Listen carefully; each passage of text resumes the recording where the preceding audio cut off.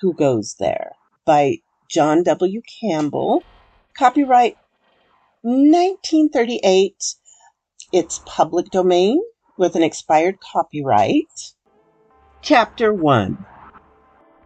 The place stank, a queer mingled stench that only the ice-buried cabins of an Antarctic camp know.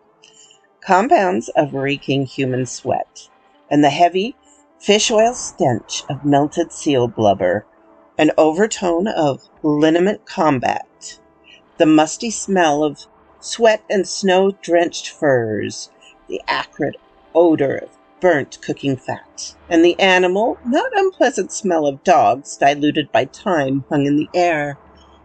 Lingering odors of machine oil contrasted sharply with the taint of harness, dressing, and leather.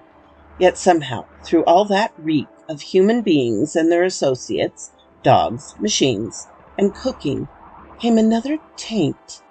It was a queer, neck-ruffling thing, a faintest suggestion of an odor alien among the smells of industry and life.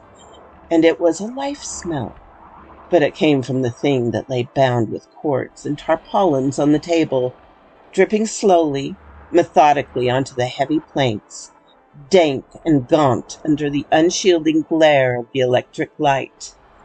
Blair, the little bald-pated biologist of the expedition, twitched nervously at the wrappings, exposing clear, dark ice beneath, and then pulling the tarpaulin back into place restlessly.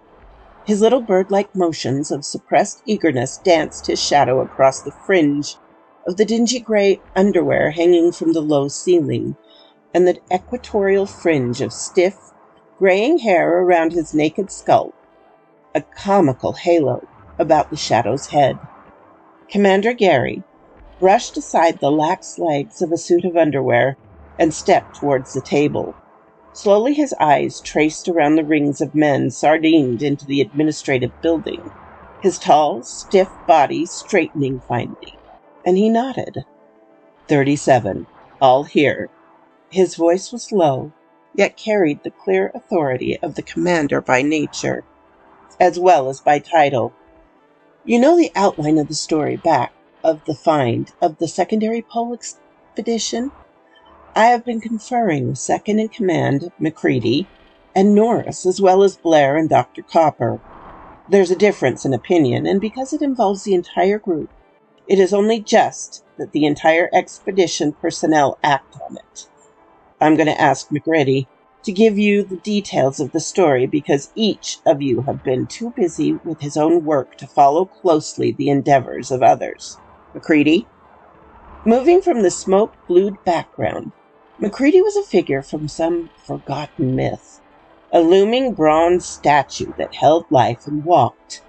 6 feet 4 inches, he stood as he halted beside the table, and with a characteristic glance upward to ensure himself of room under the lower ceiling beam, straightened. His rough, clashingly orange, windproof jacket he still had on, yet on his huge frame it did not seem misplaced. Even here, 4 feet beneath the driftwind that droned across the Antarctic waste above the ceiling, the cold of the frozen continent leaked in and gave meaning to the harshness of man.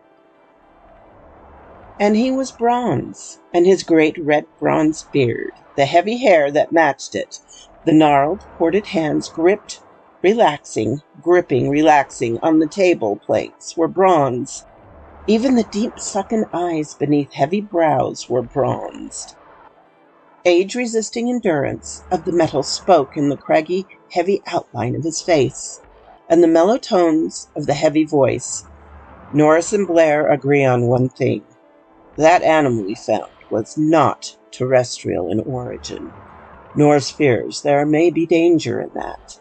Blair says there's none. But I'll go back to how and why we found it. To all that was known before we came here, it appeared that this point was exactly over the south magnetic pole of Earth. The compass does point straight down here, as you all know. The more delicate instruments of the physicists, instruments especially designed for this expedition and its study of the magnetic pole detected a secondary effect. A secondary, less powerful magnetic influence about 80 miles southwest of here. The secondary magnetic expedition went out to investigate it. There's no need for details. We found it. But it was not the huge meteorite or magnetic mountain Norris had expected to find. Iron ore is magnetic, of course. Iron more so, and certain special steels even more magnetic from the surface indications. The small secondary pole we found was small, so small that the magnetic effect it had was preposterous. No magnetic material conceivable could have had that effect. Sounding through the ice indicated it was in with 100 feet of the glacier surface. I think you should know the structure of the place. There's a broad plateau, a level sweep that runs more than 150 miles due south from the secondary station, Van Wall said. He didn't have time or fuel to fly farther, but it was running smoothly due south then. Right there, where the buried thing was, there is an ice-drowned mountain ridge, a granite wall of unshakable strength that has dammed back the ice creeping from the south. And 400 miles due south is the South Pole Plateau. You've asked me at various times why it gets warmer here when the wind rises, and most of you know. As a meteorologist, I'd have staked my word that no wind could blow at minus 70 degrees. And no more than at 5-mile winds could blow at negative 50 without causing warming due to friction with ground, snow, ice, and the air itself. We camped there on the lip of that ice-drowned mountain range for 12 days. We dug out camp into the blue ice that formed the surface and escaped most of it.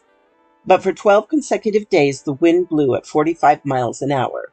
And it went as high as 48 and fell at 241 at times. The temperature was negative 63 degrees. It rose to negative 60 and fell to negative 68. It was meteorologically impossible, and it went on uninterruptedly for 12 days and 12 nights. Somewhere to the south, the frozen air of the South Pole Plateau slides down from that 18,000-foot bowl, down a mountain pass, over a glacier, and starts north. There must be a funneling mountain chain that directs it and sweeps it away for 400 miles to hit that bald plateau where we found the secondary pole, and 350 miles north reaches the Antarctic Ocean. It's been frozen there since Antarctica froze 20 million years ago. There's never been a thaw here. 20 million years ago, Antarctica was beginning to freeze. We've investigated, thought, and built speculations. What we believed happened was about this. Something came down out of space. A ship. We saw it there in the blue ice. A thing like a submarine without a conning tower or directive vanes. 280 feet long and 40 feet in diameter at its thickest. A Van Wall. Space? Yes, but I'll explain that better later. MacReady's steady voice went on. It came down from space, driven and lifted by forces men haven't discovered yet. And somehow, perhaps, something went wrong then. It tangled with Earth's magnetic field. It came south here out of control, probably circling the magnetic pole. That's a savage country there, but when Antarctica was still freezing, it must have been 1,000 times more savage. There must have been blizzard, snow, as well as drift. New snowfalls as the continent glaciated. The swirling there must have been particularly bad. The wind hurling a solid blanket of white over the lip of that now-buried mountain. The ship struck solid granite head-on and cracked up. Not everyone of the passengers in it was killed, but the ship must have been ruined, her driving mechanism locked. It tangled with Earth's field, Norris believes. No thing made by intelligent beings can tangle with the dead immensity of a planet's natural forces and survive. One of the passengers stepped out. The wind we saw there never fell below 41. and the temperature never rose above -60. Then the wind must have been stronger, and there was a drift falling in a solid sheet. The thing was lost completely in 10 paces. He paused for a moment, the deep, steady voice giving way to the drone of wind overhead, and the uneasy, malicious gurgling in the pipe of the galley stove. Drift. A drift wind was sweeping by overhead. Right now the snow picked up by the mumbling wind fled in level, blinding lines across the face of the buried camp. If a man stepped out of the tunnels that had connected each of the camp's buildings beneath the surface, he'd be lost in 10 paces. Out there, the slim, black finger of the radio mast lifted 300 feet in the air. And at its peak was the clear night sky, a sky of thin, whining wind rushing steadily from beyond to another, beyond under the licking, curling mantle of the aurora. And off north, the horizon flamed with queer, angry colors of the midnight twilight. That was spring, 300 feet above Antarctica. At the surface, it was white death. Death of a needle-fingered cold driven before the wind, sucking heat from any warm thing, cold and white mist of the endless, everlasting drift, the fine, fine particles of licking snow that obscured all things. Kiner, the little scar-faced cook, winced. 5 days ago he had stepped out to the surface to reach a cache of frozen beef. He had reached it, started back, and the drift wind leapt out of the south. Cold, white death that streamed along the ground, blinding him in 20 seconds. He stumbled on wildly in circles.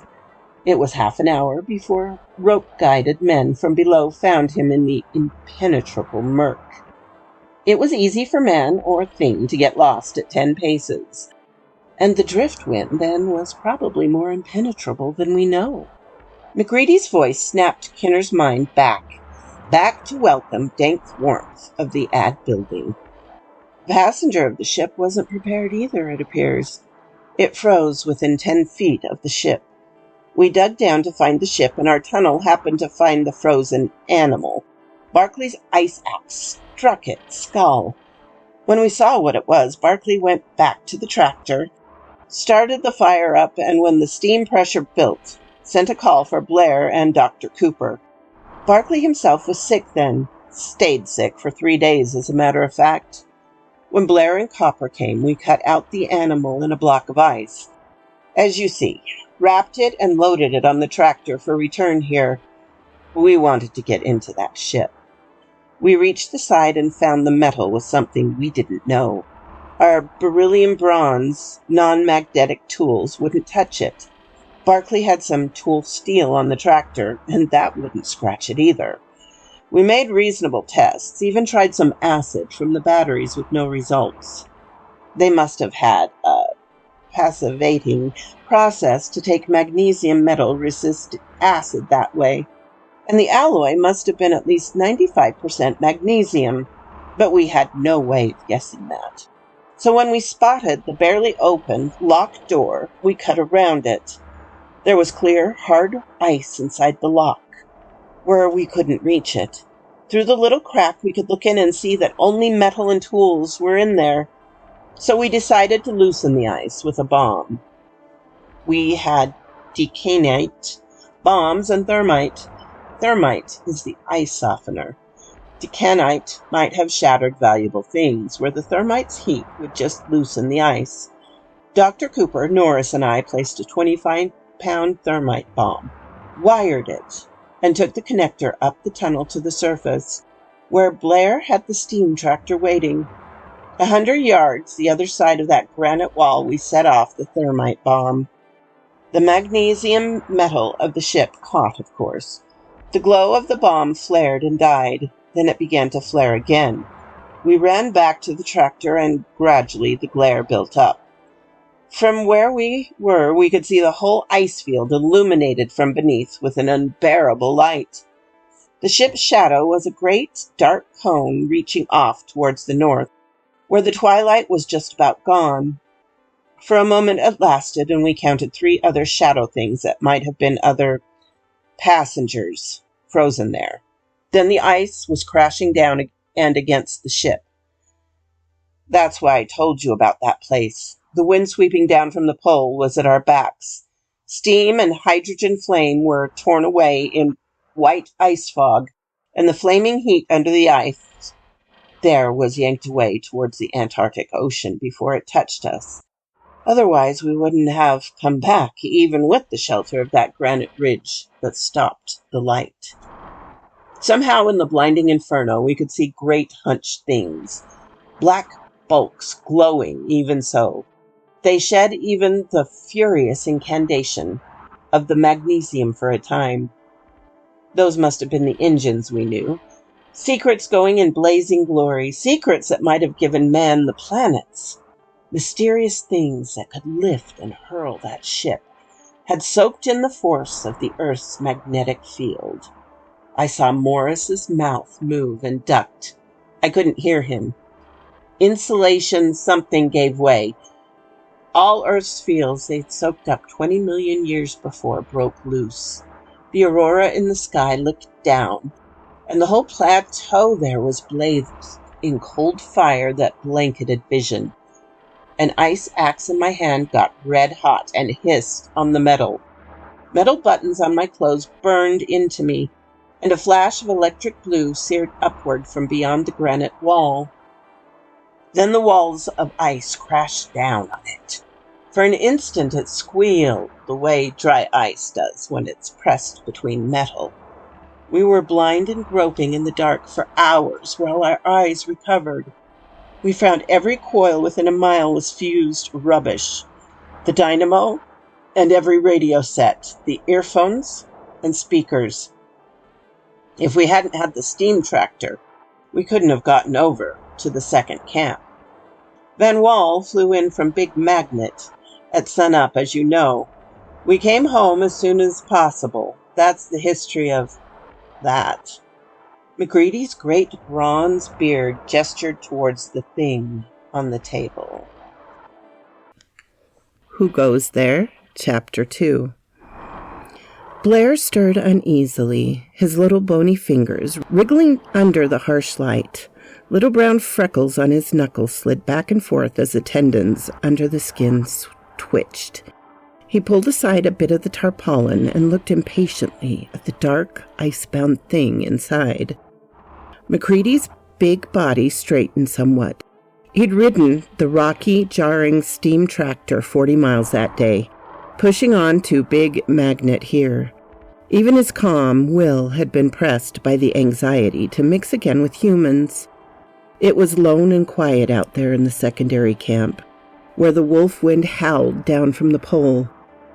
Wolf wind howling in his sleep, winds droning in the evil, unspeakable face of that monster, leering up as he'd seen it through the clear blue eyes, with a bronze ice axe buried in its skull.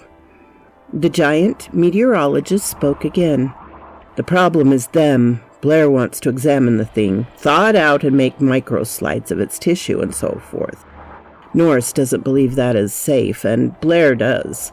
Dr. Copper agrees pretty much with Blair. Norris is a physicist, of course, not a biologist. But he makes a point I think we should all hear.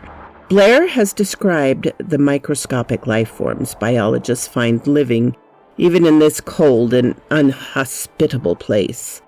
They freeze every winter and thaw every summer for 3 months and live. The point Norris makes is, they thaw and live again. There must have been microscopic life associated with this creature. There is with every living thing we know, and Norris is afraid that we may unleash a plague, some germ disease unknown to Earth, if we thaw those frozen microscopic things that have been frozen there for 20 million years. Blair admits that such microlife might retain the power of living. Such unorganized things as individual cells can retain life for unknown periods. When solidly frozen, the beast itself is as dead as those frozen mammoths they find in Siberia, Organized, highly developed life forms can't stand that treatment. But micro-life could. Norris suggests that we may release some disease form that man, never having met before, will be utterly defenseless against. Blair's answer is that there may be such still living germs, but that Norris has the case reversed. They are utterly non-immune to man, our life chemistry probably. Probably, the little biologist's head lifted in a quick bird-like motion. The halo of gray hair about his bald head ruffled as though angry. One look. I know, Macready acknowledged. The thing is not earthly. It does not seem likely that it can have a life chemistry sufficient like ours to make cross-infection remotely possible. I would say there's no danger. Macready looked towards Dr. Copper. The physician shook his head slowly. None whatever, he asserted confidently. Man cannot infect or be infected by germs that live in such comparatively close relatives as the snake. And they are, I assure you. His clean-shaven face grimaced uneasily. Much nearer to us than that. Vance Norris moved angrily. He was comparatively short in the gathering of big men, some 5'8", and his stocky, powerful build tended to make him seem shorter. His black hair was crisp and hard, like short steel wires, and his eyes were the gray of fractured steel. If Macready was a man of bronze, Norris was all steel. His movements, his thought, his whole bearing had the quick, hard impulse of a steel spring. His nerves were steel, hard, quick-acting, swift, corroding. He was decided on his point now, and he lashed out in a defense with a characteristic quick, clipped flow of words. Different chemistry be damned. That thing may be dead or, by God, it may not. But I don't like it. Damn it, Blair. Let them see the foul thing and decide for themselves whether they want that thing thawed out in this camp. Thawed out, by the way. That's got to be thawed out in one of the shacks tonight if it's thawed out. Somebody who's watchman tonight. Magnetic, Conant. Cosmic rays tonight. Well, you get to sit up with that 20-million-year-old mummy of his. Unwrap it, Blair. How the hell can they tell us what they're buying if they can't see it? It may have a different chemistry. I don't know what else it has, but I know it has something I don't want. If you can judge by the look on its face, it isn't human. So maybe you can't. It was annoyed when it froze. Annoyed, in fact, is just about as close an approximation of the way it felt as crazy, mad, insane hatred. Neither one touches the subject. How the hell can these birds tell what they are voting on? They haven't seen those 3 red eyes and the blue hair like crawling worms. Crawling! Damn it, it's crawling there in the ice right now! Nothing Earth has ever spawned had the unutterable sublimation of devastating wrath that thing let loose in its face when it looked around this frozen desolation 20 million years ago. Mad. It was mad clear through. Searing, blisteringly mad. Hell, I've had bad dreams ever since I looked at those 3 red eyes. Nightmares. Dreaming the thing thawed out and came to life. That it wasn't dead or even wholly unconscious all those 20 million years ago, but just slowed, waiting. You'll dream too while that damn thing that Earth couldn't own is dripping in the Cosmos house tonight. And Conant, Norris whipped towards the cosmic ray specialist, won't you have fun sitting up all night in the quiet? Wind whining above and that thing dripping. He stopped for a moment and looked around. I know, that's not science, but it's psychology. You'll have nightmares for a year to come. Every night since I looked at that thing, I've had them. That's why I hate it. Sure I do. And don't want it around. Put it back where it came from. Or so help me. And let it freeze for another 20 million years. And I had some swell nightmares. That it wasn't made like we are, which is obvious, but of a different kind of flesh that it can really control. that it can change its shape and look like a man and wait to kill and eat. That's not a logical argument. I know it isn't. The thing isn't Earth logic anyway. Maybe it has an alien body chemistry, and maybe its bugs do have a different body chemistry. A germ might not stand that, but Blair and Cooper, how about a virus? That's just an enzyme molecule, you've said. That wouldn't need anything but a protein molecule of anybody to work on. And how are you so sure that of the million varieties of microscopic life it may have, none of them are dangerous?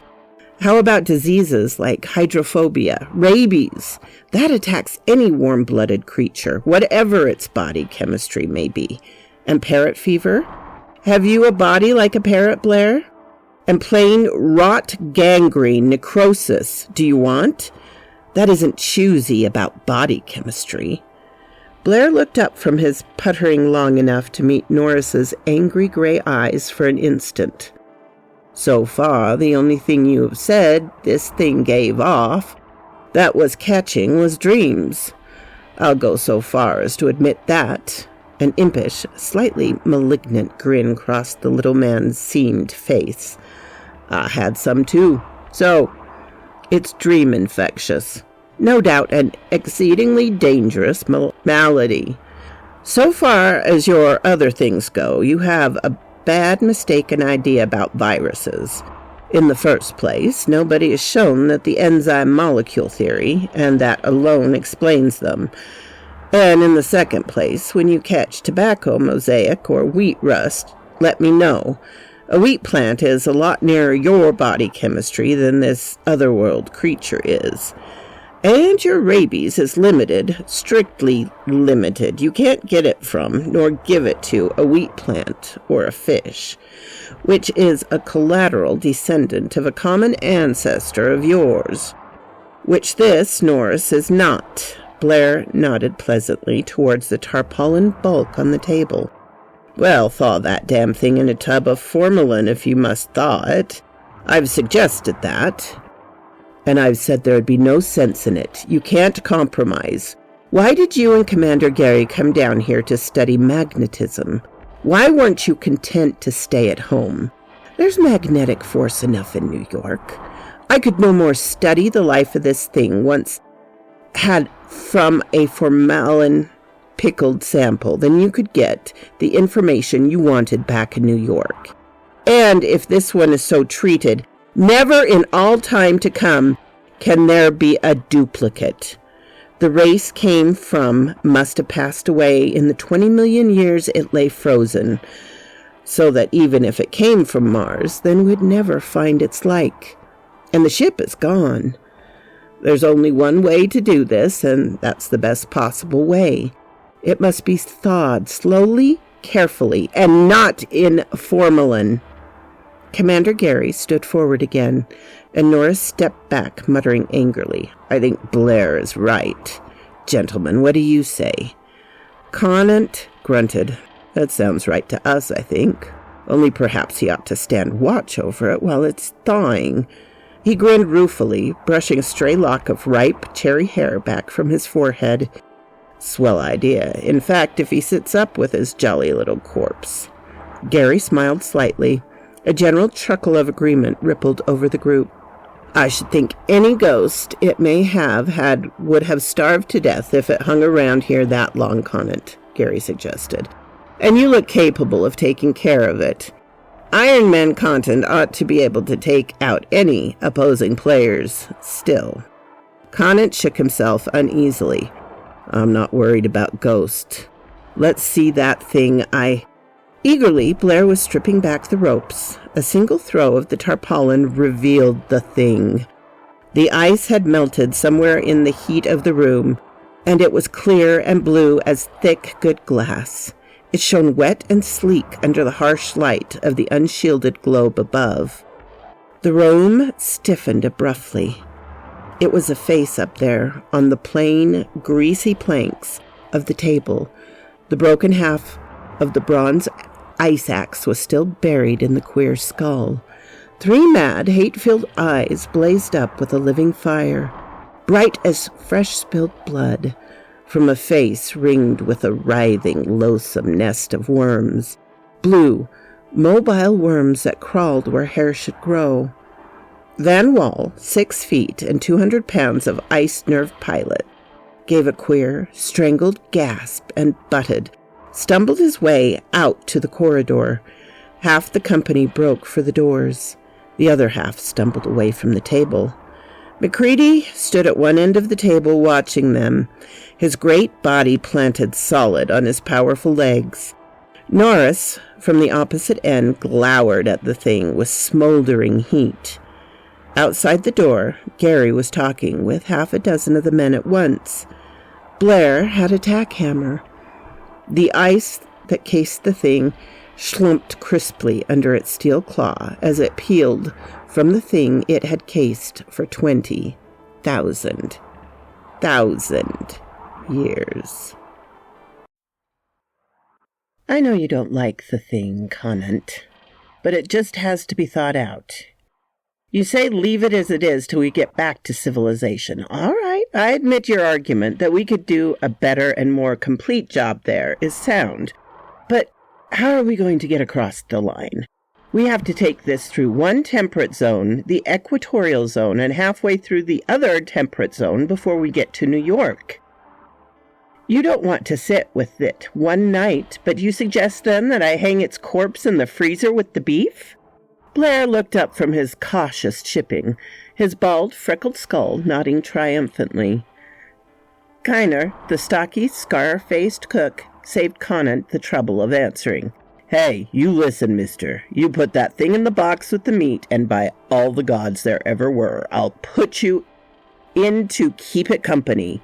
You birds have brought everything movable in this camp onto my mess tables here already. I had to stand for that. But you go putting things like that in my meat box, or even my meat cache here, and you cook your own damn grub. But Kiner, this is the only table in Big Magnet that's big enough to work on. Blair objected. Everyone's explained that. Yeah, and everybody brought everything in here. Clark brings his dogs every time there's a fight and sews them up on the table. Ralston brings in his sleds. Hell, the only thing you haven't had on that table is the Boeing. And you had that if you could have figured a way to get it through the tunnels. Commander Gary chuckled and grinned at Van Wall, the huge chief pilot. Van Wall's great blond beard twitched suspiciously as he nodded gravely to Kiner. You're right, Kiner. The aviation department is the only one that treats you right. It does get crowded, Kiner, Gary acknowledged, but I'm afraid we all find it that way at times. Not much privacy in an Antarctic camp. Privacy? What the hell's that? You know, the thing that really made me weep was when I saw Barkley marching through here chanting, "The last lumber in the camp! The last lumber in the camp!" and carrying out to build that house on his tractor. Damn it, I missed that moon cut in the door he carried out. More'n I missed the sun when it set. That wasn't just the last lumber Barkley was walking off with. He was carrying off the last bit of privacy in this blasted place. A grin rode even on Conant's heavy face as Kiner's perennial good-natured grouch came up again. But it died away quickly as his dark, deep-set eyes turned again to the red-eyed thing Blair was chipping from its cocoon of ice. A big hand roughed his shoulder-length hair and tugged at a twisted lock that fell behind his ear in a familiar gesture. I know that cosmic ray shack's going to be too crowded if I have to sit up with that thing, he growled. Why can't you go on chipping the ice away from around it? You can do that without anybody butting in, I assure you. And then hang the thing up over the power plant boiler. That's warm enough. It'll thaw out a chicken, even a whole side of beef in a couple of hours. I know, Blair protested, dropping the tack hammer to gesture more effectively with his bony, freckled fingers. His small body tensed with eagerness. But this is too important to take chances. There never was a find like this. There never can be again. It's the only chance men will ever have, and it has to be done exactly right. Look, you know how the fish we caught down near the Ross Sea would freeze almost as soon as we got 'em on deck, and come to life again if we thawed them gently? Low forms of life aren't killed by quick freezing and slow thawing. We have— "Hey, for the love of heaven, you mean that damn thing will come to life?" Continent yelled. "You get the damn thing. Let me at it. That's going to be in so many pieces." No, you fool." Blair jumped in front of Conant to protect his precious find. "No, just low forms of life. For Pete's sake, let me finish. You can't thaw higher forms of life and have them come to." "Wait a moment. Hold it. A fish can come to after freezing because it's so low a form of life that the individual cells of its body can revive, and that alone is enough to reestablish life. Any higher forms thawed out that way are dead, though the individual cells revive. They die because there must be organization and cooperative effort to life. That cooperation cannot be reestablished. There's a sort of potential life in any uninjured, quick-frozen animal, but it can't, under any circumstances, become active life in higher animals. We know this is wrong. The higher animals are too complex, too delicate. This is an intelligent creature, as high in its evolution as we are in ours, perhaps higher. It is as dead as a frozen man would be." "How do you know?" demanded Continent, hefting the ice axe he had seized a moment before. Commander Gary laid a restraining hand on his heavy shoulders. "Wait a minute, Conant. I want to get this straight. I agree there's going to be no thawing of this thing if there is the remotest chance of its revival. I quite agree it is much too unpleasant to have alive. But I have no idea there was the remotest possibility." Dr. Copper pulled his pipe from between his teeth and heaved his stocky dark body from the bulk that he had been sitting in. "Blair's being technical. That's dead. As dead as the mammoths they find frozen in Siberia. Potential life is like atomic energy. There, but no one can get at it. It certainly won't release itself, except in rare cases. As where is radium in the chemical analogy? We have all sorts of proof that things don't live after being frozen, not even fish, generally speaking, and no proof that higher animals can under any circumstances. What's the point, Blair?" The little biologist shook himself. The little ruff of hair standing out around his bald pate waved in righteous anger.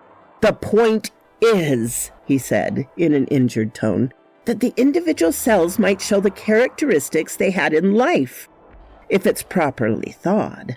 A man's muscle cells live many hours after he had died. Just because they live, and a few things like hair and fingernail cells still live. You wouldn't accuse a corpse of being a zombie or something. Now, if I thaw this right, I may have a chance to determine what sort of world it's native to. We don't and can't know by any other means, whether it came from Earth or Mars or Venus, or from beyond the stars. And just because it looks unlike men, you don't have to accuse it of being evil or vicious or something. Maybe that expression on its face is equivalent to resignation of fate. White is the color of mourning to the Chinese. If men can have different customs, why can't a so different race have different understandings of facial expressions?" Conant laughed softly, mirthlessly. "Peaceful resignation. If that's the best it could do in the way of resignation, I should exceedingly dislike seeing it when it looked mad. That face was never designed to express peace. It didn't have any physiosophical thoughts like peace in its makeup. I know it's your pet, but be sane about it. The thing grew up on evil, adolesced, slow-roasting alive the local equivalent of kittens, and amusing itself through maturity on new and ingenious torture." "You haven't the slightest right to say that," snapped Blair. "How do you know the first thing about the meaning of a facial expression inherently inhuman? It may well have no human equivalent whatsoever. That it's just a different development of nature. Another example of nature's wonderful adaptability. growing on another, perhaps harsher world. It has different form and features, but it is just as much a legitimate child of nature as you are. You are displaying the childish human weakness of hating the different. On its own world, it would probably class you as a fish-belly white monstrosity, with insufficient number of eyes and a fungoid body pale and bloated with gas. Just because its nature is different, you haven't any right to say it's necessarily evil. Almost 100 years, and we haven't learned that yet. Norris burst out a single explosive, "Ha!" He looked down at the thing. Maybe that things from other worlds don't have to be evil just because they're different. But that thing was. Child of nature, eh? Well, it was a hell of an evil nature. Will you mugs cut the crabbing at each other and get the damn thing off my table, Kiner growled, and put a canvas over it. It looks indecent. Kiner's gone modest, jeered Conant. Kiner slanted his eyes up to the big physicist. The scarred cheek twisted to join the line of its tight lips in a twisted grin. All right, big boy.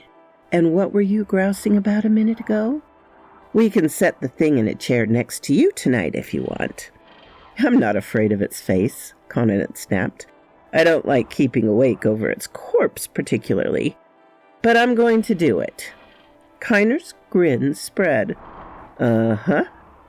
He went off to the galley stove and shook down ashes vigorously, drowning the brittle chipping of the ice as Blair fell to work again. Chapter 4. Cluck, reported the cosmic ray counter. Clup, burp, cluck. Conant started and dropped his pencil. Damnation! The physicist looked towards the far corner, back at the Geiger counter on the table near the corner, and crawled under the desk, at which point he had been working to retrieve the pencil. He sat down at his work again, trying to make his writing more even.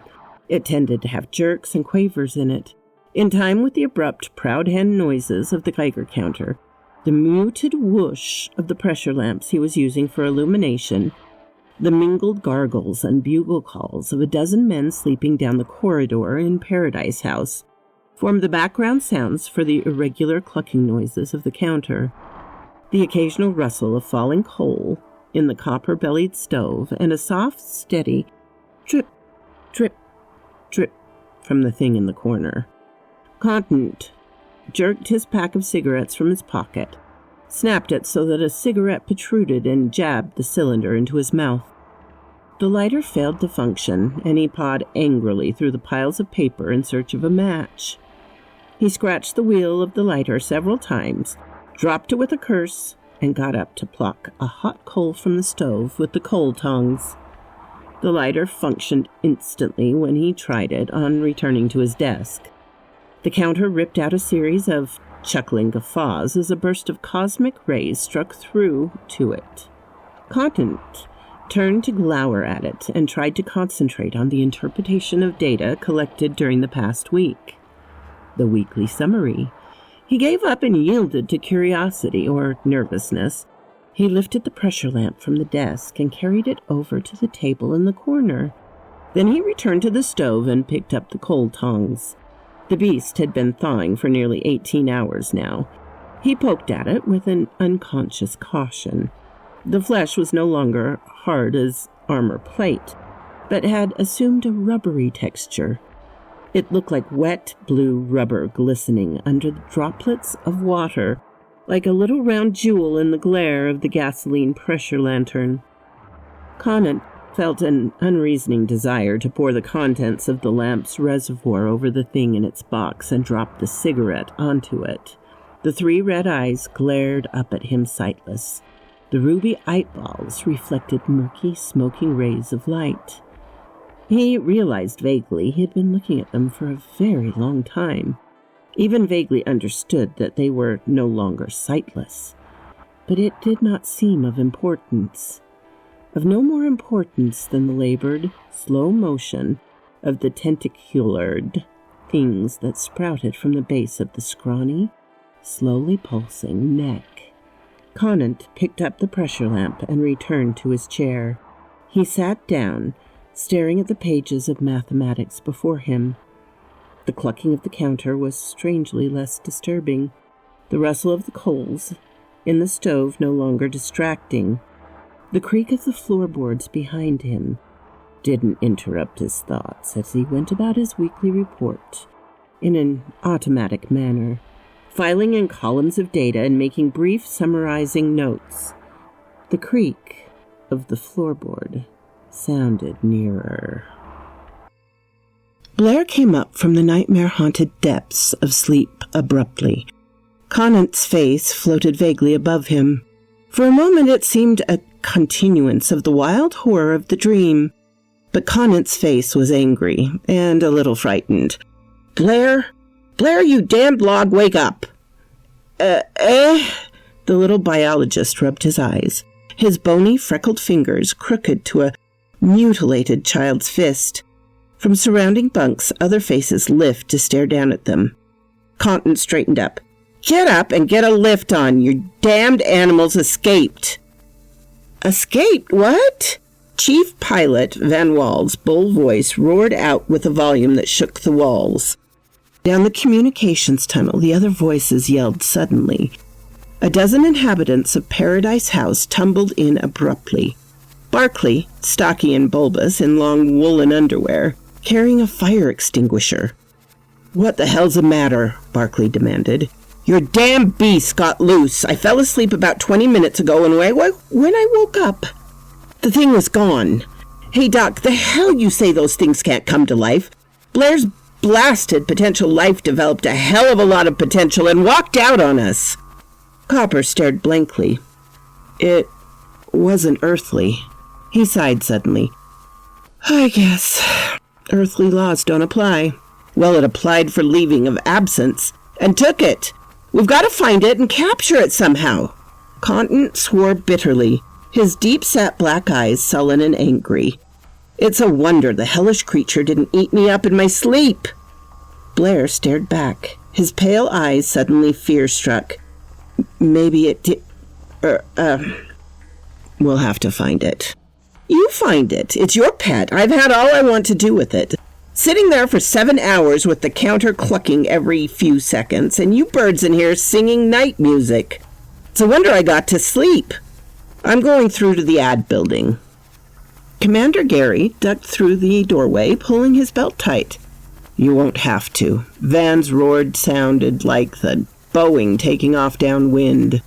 So it wasn't dead. I didn't carry it off in my arms, I assure you, Conant snapped. The last thing I saw, that split skull was oozing green goo, like a squashed caterpillar. Doc just said our laws don't work. It's unearthly. Well, it's an unearthly monster with an unearthly disposition, judging by the face. Wandering around with a split skull and brains oozing out. Norris and McCready appeared in the doorway. A doorway filling with other shivering men.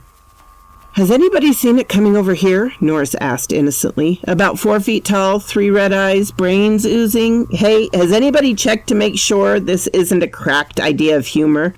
If it is, I think we'll unite in tying Blair's pet around Conant's neck, like the ancient mariner's albatross. It's no humor, Conant shivered. Lord, I wish it were. I'd rather wear, he stopped. A wild, weird howl shrieked through the corridors. The men stiffened abruptly and half-turned. I think it's been located, Conant finished. His dark eyes shifted with a queer unease. He darted back to his bunk in Paradise House to return almost immediately with a heavy .45 revolver and an ice axe. He hefted both gently as he started down the corridor towards Dogtown. It blundered down the wrong corridor and landed among the huskies. Listen, the dogs have broke their chains.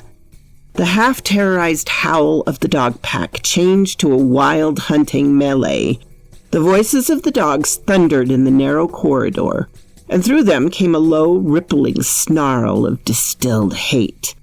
A shrill of pain, a dozen snarling yelps. Conant broke for the door. Close behind him, McCready, then Barclay, and Commander Gary came. Other men broke for the ad building and weaponed the sledge house. Pomeroy, in charge of Big Magnet's 5 cows, started down the corridor in the opposite direction. He had a 6-foot-handled, long-tined pitchfork in mind.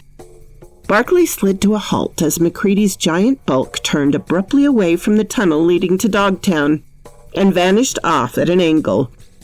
Uncertainly, the mechanist wavered a moment, the fire extinguisher in his hand, hesitating from one side to another. Then he was racing after Conant's broad back. Wherever MacCready had in mind, he could be trusted to make it work. Conant stopped at the bend in the corridor. His breath hissed suddenly through his throat. Great God! The revolver exploded thunderously. 3 numbing, palpable waves of sound crashed through the confined corridors. 2 more. The revolver dropped to a hard-packed snow of the trail, and Barkley saw the ice axe shift into defensive position. Conant's powerful body blocked his vision, but beyond he heard something mewing and, insanely, chuckling. The dogs were quieter. There was a deadly seriousness in their low snarl. Taloned feet scratched at hard-packed snow. Broken chains were clinking and tangling. Conant shifted abruptly, and Barkley could see what lay beyond. For a second he stood frozen. Then his breath went out in a gusty curse. The thing launched itself at Conant. The powerful arms of the man swung the ice axe flat side first at what might have been a hand. It scrunched horribly, and the tattered flesh, ripped by a half-dozen savage huskies, leapt to its feet again. The red eyes blazed with an unearthly hatred, an unearthly, unkillable vitality. Barkley turned the fire extinguisher on it. The blinding, blistering stream of chemical spray confused it, baffled it, together with the savage attacks of the huskies. Not for long afraid of anything that did or could live, held it at bay. MacCready wedged men out of his way and drove down the narrow corridor packed with men unable to reach the scene. There was a sure, foreplanned drive to MacCready's attack. One of the giant blowtorches used in the warming the plane's engines was in his bronzed hand. It roared gustily as he turned the corner and opened the valve. The mad mewing hissed louder. The dog scrambled back from the 3-foot lance of blue-hot flame. Bar, get a cable running. Run it in somehow in a handle. We can electrocute this monster if I don't incinerate it. MacCready spoke with an authority of planned action. Barkley turned down the long corridor to the power plant, but already before him, Norris and Van Wall were racing down. Barkley found the cable in the electrical cache in the tunnel wall. In half a minute, he was hacking at it, walking back. Van Wall's voice rang out in a warning shout of "Power!" as the emergency gasoline-powered dynamo thudded into action. Half a dozen other men were down there now. The coal, kindling, were going into the firebox of the steam power plant. Norris, cursing in a low, deadly monotone, was working with quick, sure fingers on the other end of Barkley's cable, splicing in a contactor in one of the power leads. The dogs had fallen back when Barkley reached the corridor bend, fallen back before a furious monstrosity that glared from baleful red eyes, mewing in trapped hatred. The dogs were a semicircle of red-dipped muzzles with a fringe of glistening white teeth, whining with a vicious eagerness that near matched the fury of the red eyes. MacCready stood confident, alert, at the corridor bend, the gusty muttering torch held loose and ready for action in his hands. He stepped aside without moving his eyes from the beast as Barkley came up. There was a slight, tight smile on his lean, bronzed face. Norris's voice called down the corridor, and Barkley stepped forward. The cable was taped to the long handle of a snow shovel. The 2 conductors split and held 18 inches apart by a scrap of lumber, lashed at right angles across the far end of the handle. Bare copper conductors, charged with 220 volts, glinted in the light of pressure lamps. The thing mewed and halted and dodged. McCready advanced to Barclay's side. The dogs beyond sensed the plan with the almost telepathic intelligence of trained huskies. Their whimpering grew shriller, softer. Their mincing steps carried them nearer. Abruptly, a huge, night-black Alaskan leapt onto the trapped thing. It turned, squalling, saber-clawed feet slashing. Barclay leapt forward and jabbed. A weird, shrill scream rose and choked out. The smell of burnt flesh in the corridor intensified. Greasy smoke curled up. The echoing pound of the gas-electric dynamo down the corridor became a slogging thud. The red eyes clouded over in a stiffening, jerking travesty of a face. Arm-like, leg-like members quivered and jerked. The dogs leapt forward, and Barclay yanked back his shovel-handled weapon. The thing on the snow did not move as gleaming teeth ripped it open. Who goes there? Chapter 6. Gary looked about the crowded room. 32 men, some tensed nervously, standing against the wall. Some uneasily relaxed. Some sitting, most perforce standing, as intimate as sardines.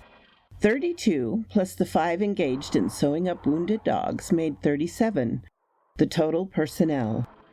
Gary started speaking. "All right, I guess we're here. Some of you, 3 or 4 at most, saw what happened. All of you have seen the thing on the table and can get a general idea.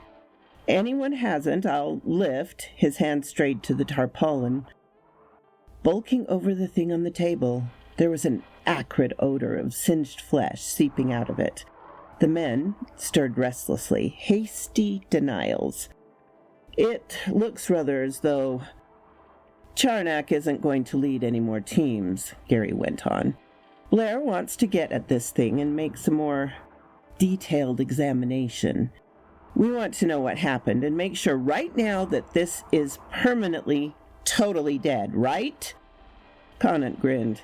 "Anybody that doesn't agree can sit up with it tonight." "All right then. Blair, what can you say about it? What was it?" Gary turned to the little biologist. "I wonder if we ever saw its natural form." Blair looked at the covered mass. "It may have been imitating the beings that built that ship, but I don't think it was. I think that was its true form. Those of us who were up near the bend saw the thing in action. The thing on the table is the result. When it got loose, apparently, it started looking around. Antarctica, still frozen as it was ages ago when the creature first saw it, and froze. From my observations, while it was thawing out, and bits of the tissue I cut and hardened then, I think it was native to a hotter planet than Earth. It couldn't, in its natural form, stand on the temperature. There's no life form on Earth that can live in Antarctica during the winter. But the best compromise is the dog. It found the dogs and somehow got near enough to Charnock to get him.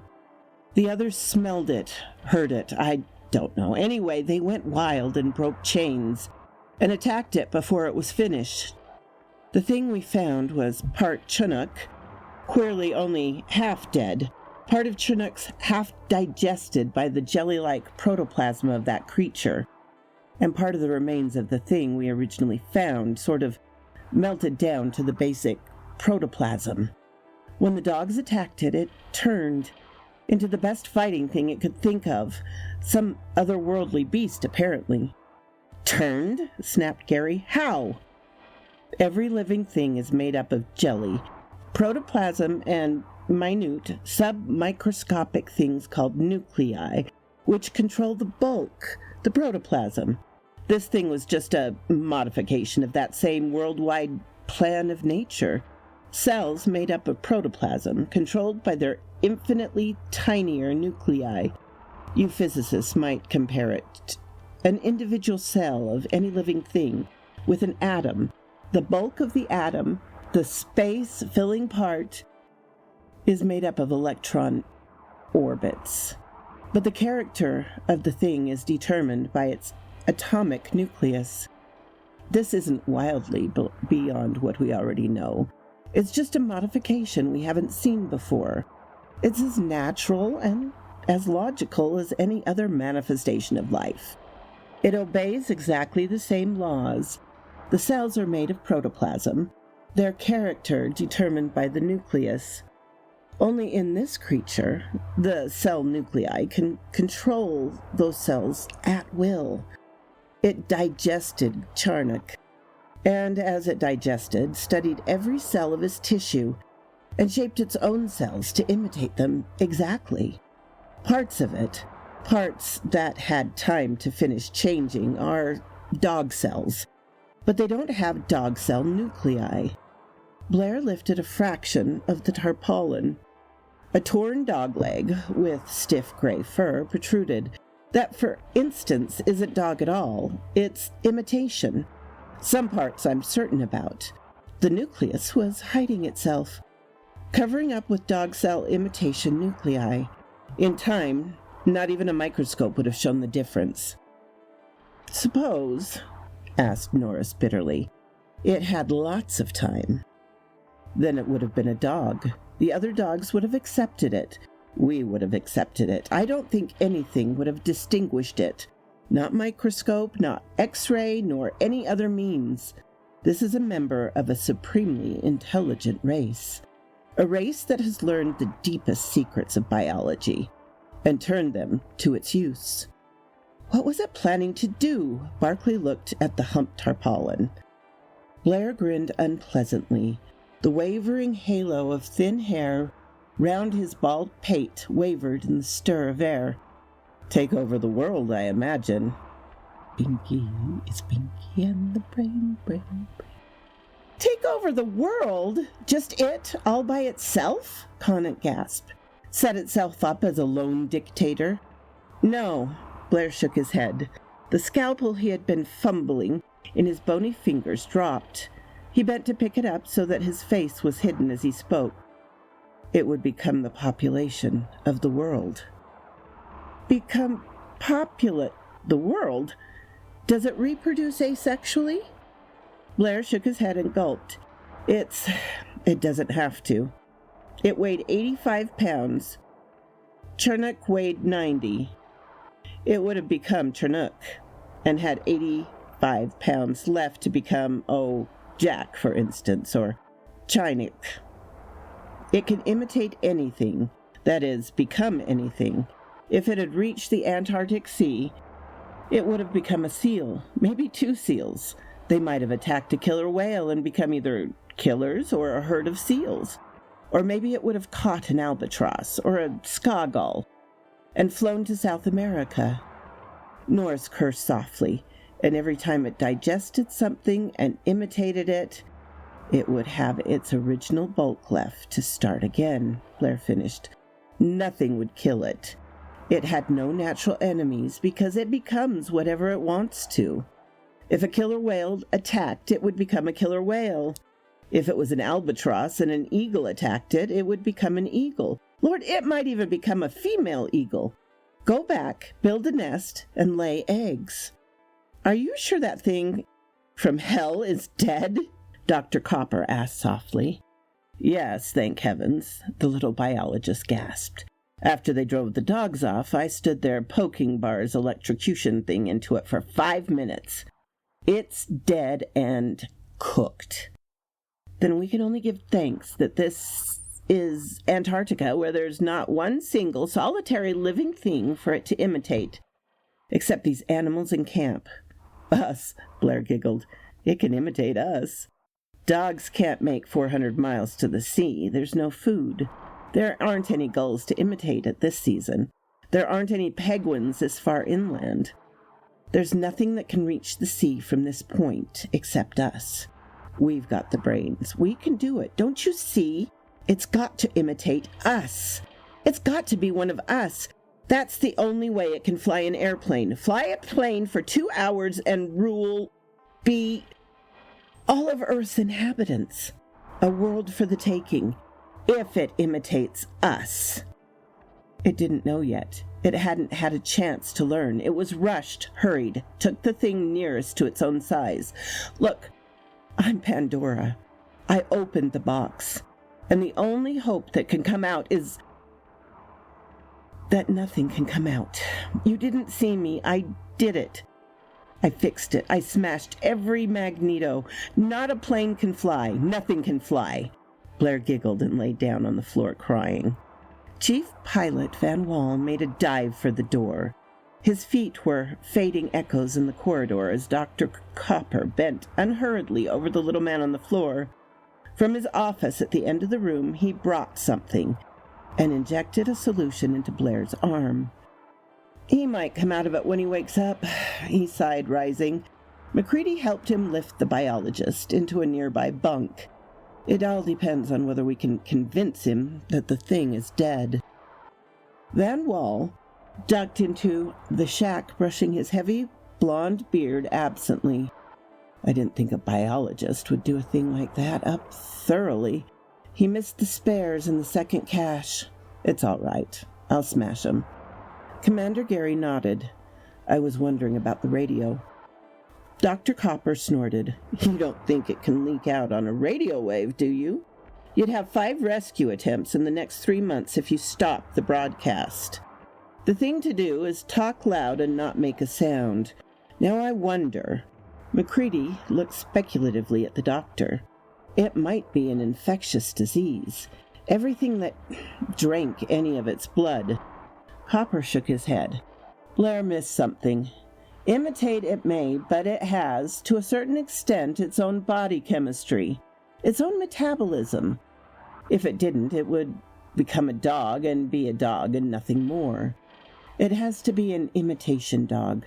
Therefore, you can detect it by serum tests. And its chemistry, since it comes from another world, must be wholly radical different than a few cells, such as gained by drops of blood, would be treated as disease germs by the dog or the human body. Blood? Would one of those imitations bleed? Norris demanded. Surely, nothing mystic about blood. Muscle is about 90% water. Blood differs only in having a couple percent more water and less connective tissue. They'd bleed all right, Copper assured him. Blair sat up in his bunk suddenly. Conant! Where's Conant? The physicist moved towards the little biologist. Here I am. What do you want? Are you? Giggled Blair. He lapsed back into the bunk, contorted with silent laughter. Conant looked at him blankly. Huh? Am I what? Are you there? Blair burst into gales of laughter. Are you, Conant? The beast wanted to be a man, not a dog.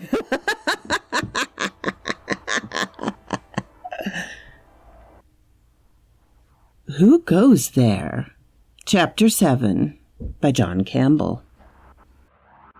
Dr. Copper rose wearily from the bunk and washed the hypodermic carefully. The little tinkles it made seemed loud in the packed room.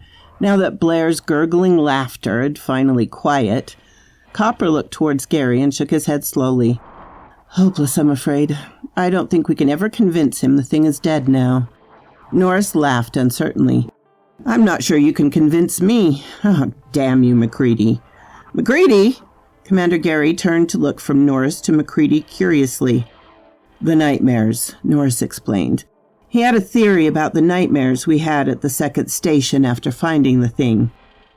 And that was? Gary looked at McCready levelly.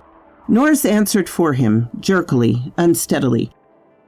That the creature wasn't dead. Had a sort of enormously slowed existence, an existence that permitted it, nonetheless, to be vaguely aware of the passing of time, of our coming after endless years. I had a dream it could imitate things. Well, Copper grunted, it can. Don't be an ass, Norris snapped. That's not what's bothering me. In the dream, it could read minds, read thoughts and ideas and mannerisms. What's so bad about that? It seems to be worrying you more than the thought of the joy we're going to have with a madman in an Arctic camp. Copper nodded towards Blair's sleeping form. McCready shook his great head slowly. You know that Conant is Conant, because he's not merely looks like Conant, which we're beginning to believe that beast might be able to do. but he thinks like Conant and talks like Conant, moves himself around as Conant does. That takes more than merely a body that looks like him. That takes Conant's own minds and thoughts and mannerisms. Therefore, though you know that the thing might make itself look like Conant, you aren't much bothered because you know it has a mind from another world, a totally inhuman mind that couldn't possibly react and think and talk like the man we know, and do it so well as to fool us for a moment. The idea of the creature imitating one of us is fascinating, but unreal because it's too completely inhuman to deceive us. It doesn't have a human mind. As I said before, Norris repeated, looking steadily at Macready, you can say the damnedest things at the damnedest times. Will you be so good as to finish that thought one way or the other? Kiner, the scar-faced expedition cook, had been standing near Conant. Suddenly he moved down the length of the crowded room towards his familiar galley. He shook the ashes from the galley stove noisily. It would do no good, said Dr. Copper, softly, as though thinking aloud, to merely look like something it was trying to imitate. It would have to understand its feelings, its reactions. It is unhuman. It has powers of imitation beyond any concept of man. A good actor, by training himself, can imitate another man's mannerisms well enough to fool most people. Of course, no actor could imitate so perfectly as to deceive men who've been living with the imitated one in the complete lack of privacy of an Antarctic camp. That would take a superhuman skill. Oh, you've got the bug too, Norris cursed softly. Conant, standing alone at one end of the room, looked about him wildly, his face white. A gentle eddying of the man had crowded them slowly down towards the other end of the room so that he stood quietly alone. My God, will you two Jeremiahs shut up? Conant's voice shook. What am I, some kind of microscopic specimen you're dissecting? Some unpleasant worm you're discussing in third person? Macready looked up at him. Slowly twisting hand stopped for a moment. Having a lovely time. Wish you were here. Signed, everybody.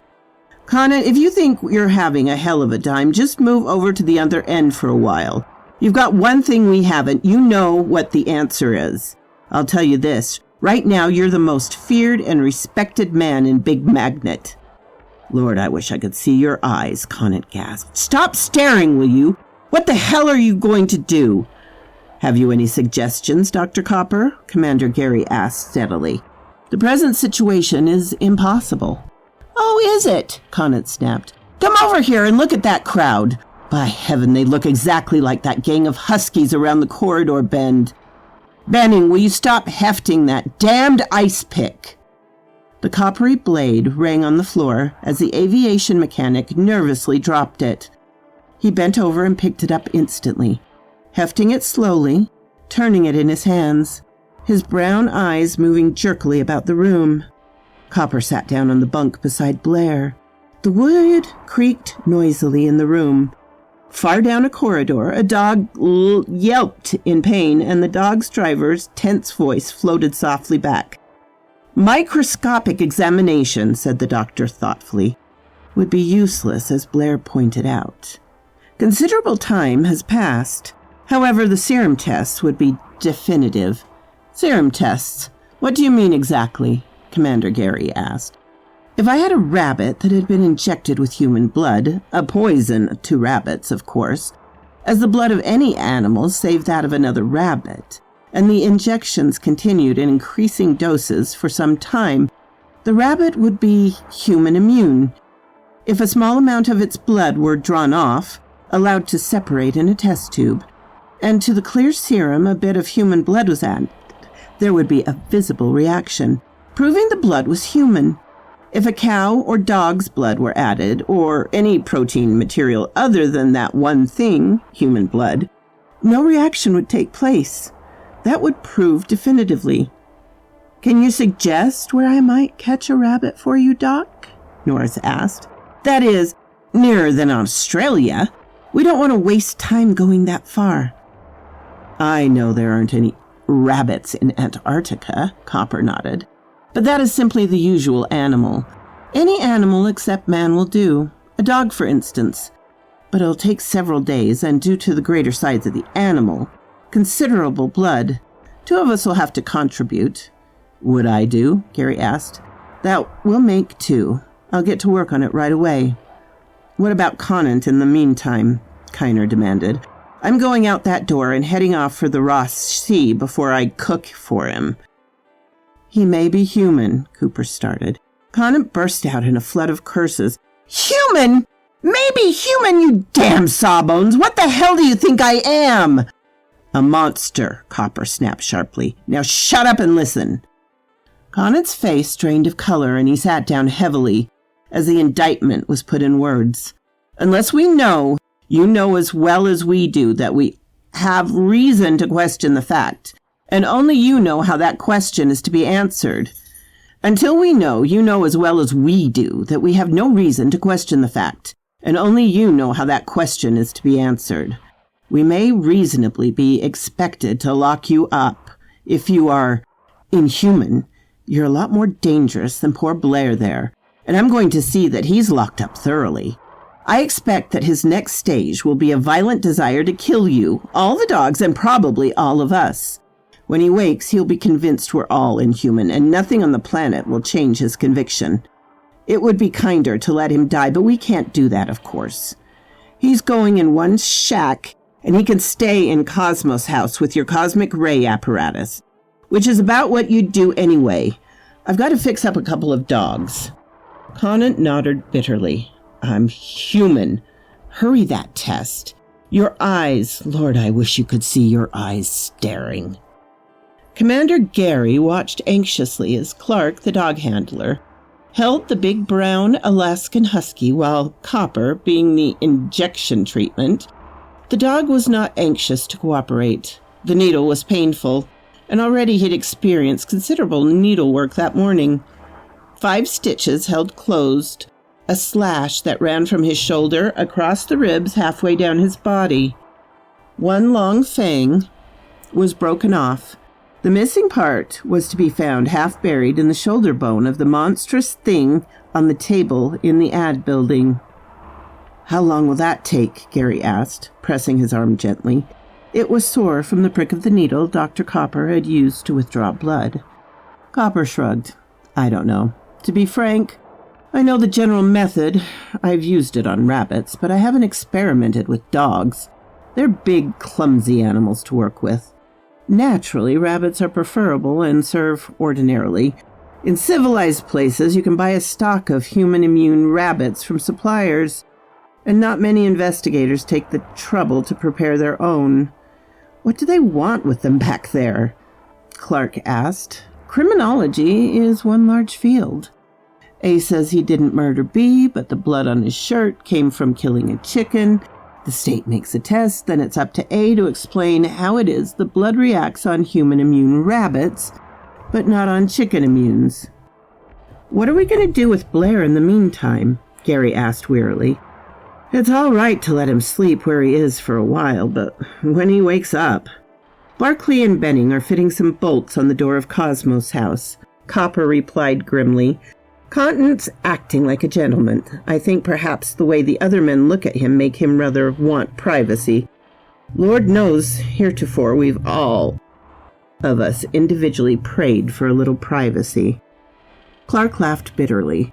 Not any more, thank you. The more the merrier. Blair, Copper went on, we'll also have to have privacy and locks. He's going to have a pretty definite plan in mind when he wakes up. Ever hear the old story of how to stop hoof and mouth disease in cattle? If there isn't any hoof and mouth disease, there won't be any hoof and mouth disease, Copper explained. You get rid of it by killing every animal that exhibits it, and every animal that's been near the diseased animal. Blair's a biologist and knows that story. He's afraid of this thing we loosed. The answer is probably pretty clear in his mind now.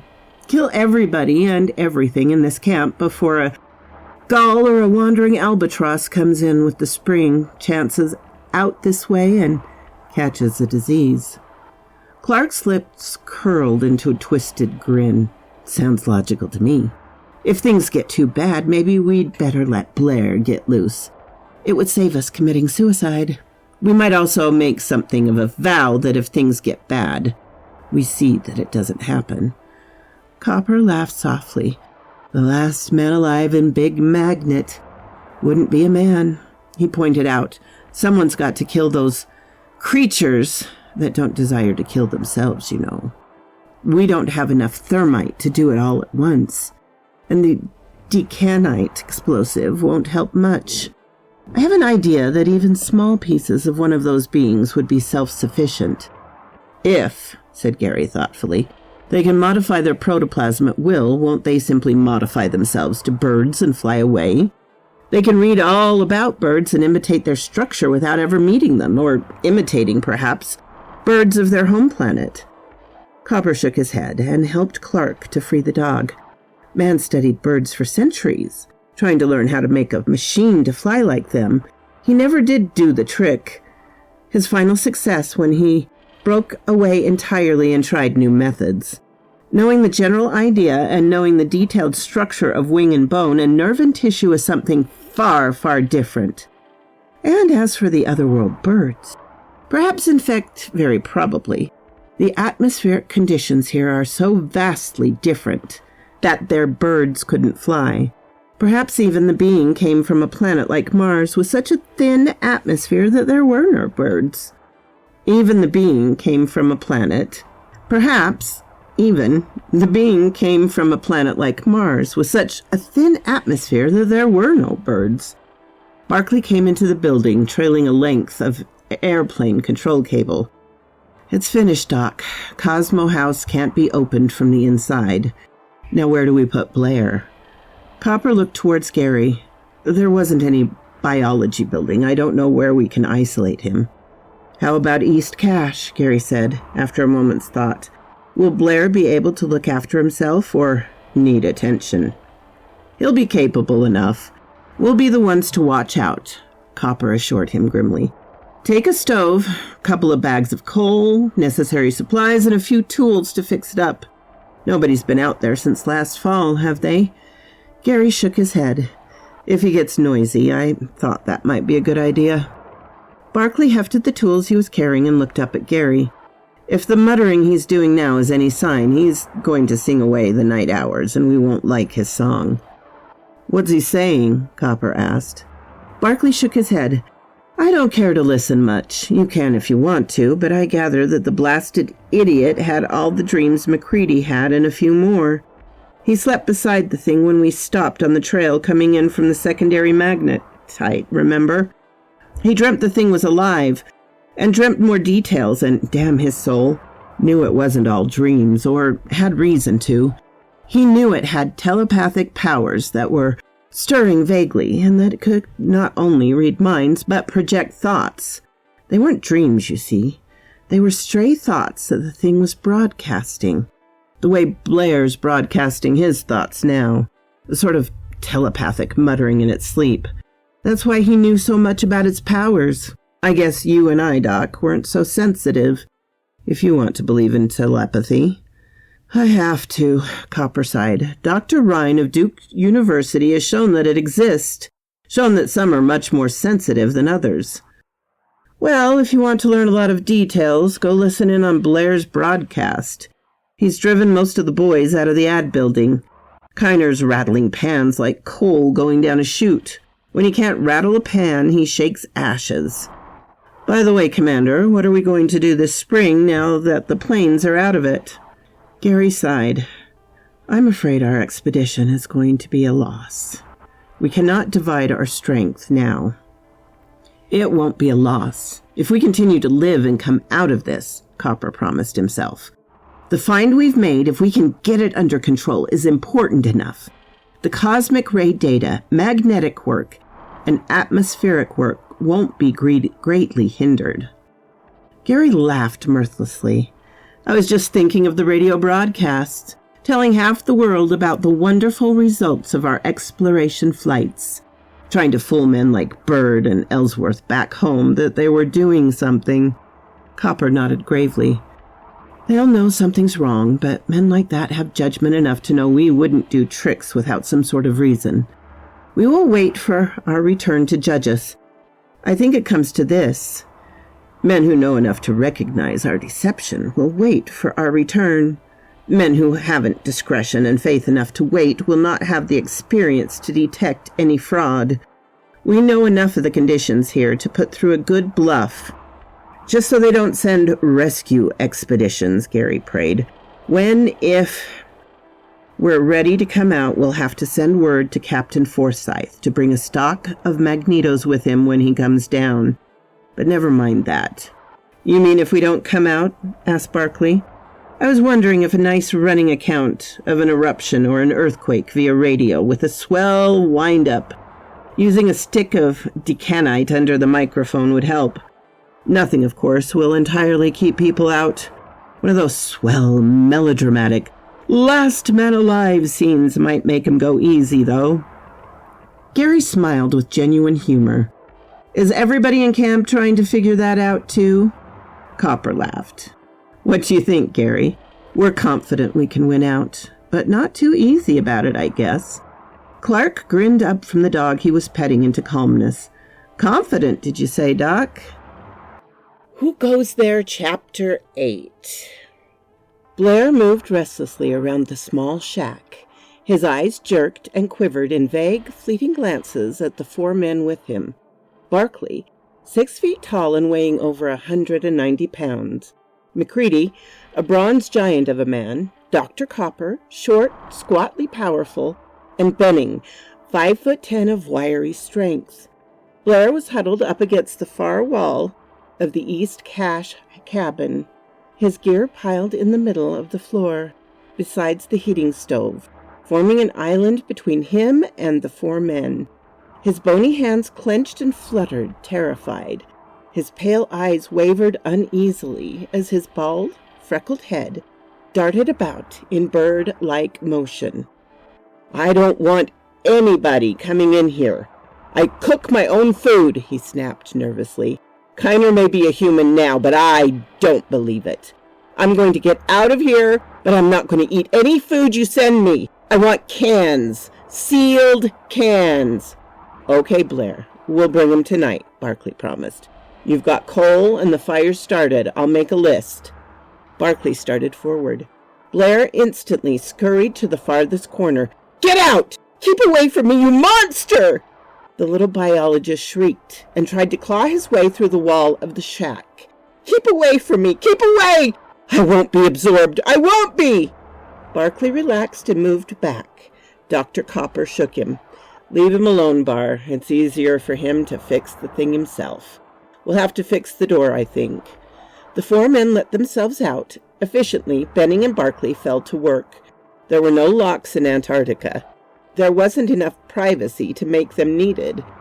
But powerful screws had been driven in each side of the door frame, and the spare aviation control cable, immensely strong, woven steel wire, was rapidly caught between them and drawn taut.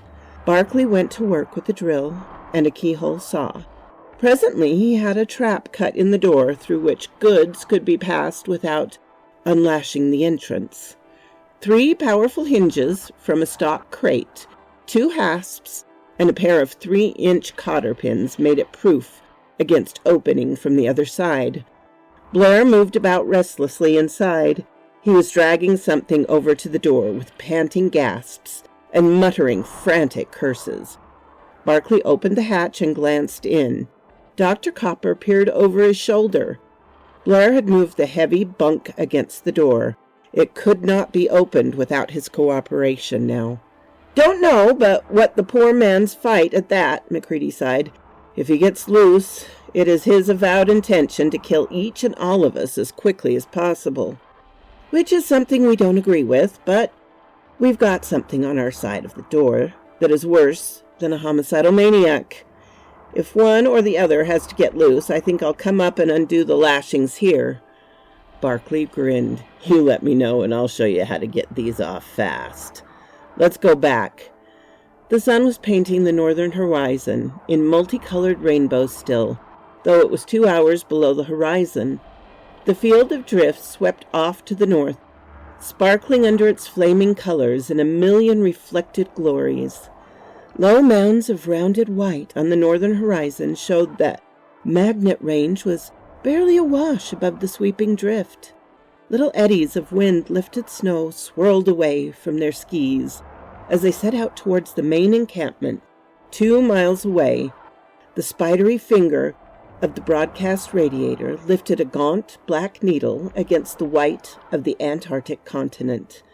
The snow under their skies was like fine sand, hard and gritty. "Spring," said Benning bitterly, "is come. Ain't we got fun? I've been looking forward to getting away from this blasted hole in the ice." "I wouldn't try it now if I were you," Barkley grunted. "Guys that set out from here in the next few days are going to be marvelously unpopular."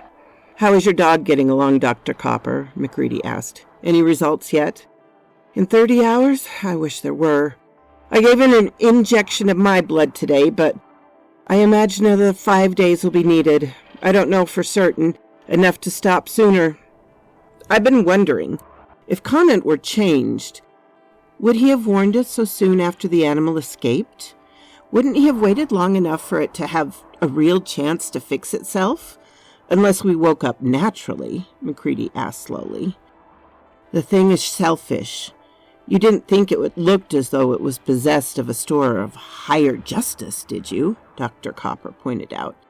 "Every part of it is all of it. Every part of it is all for itself, I imagine. If Conant were changed to save his skin, he'd have to, but Conant's feelings aren't changed. They're imitated perfectly, or they're his own. Naturally, the imitation, imitating perfectly Conant's feelings, would do exactly what Conant would do.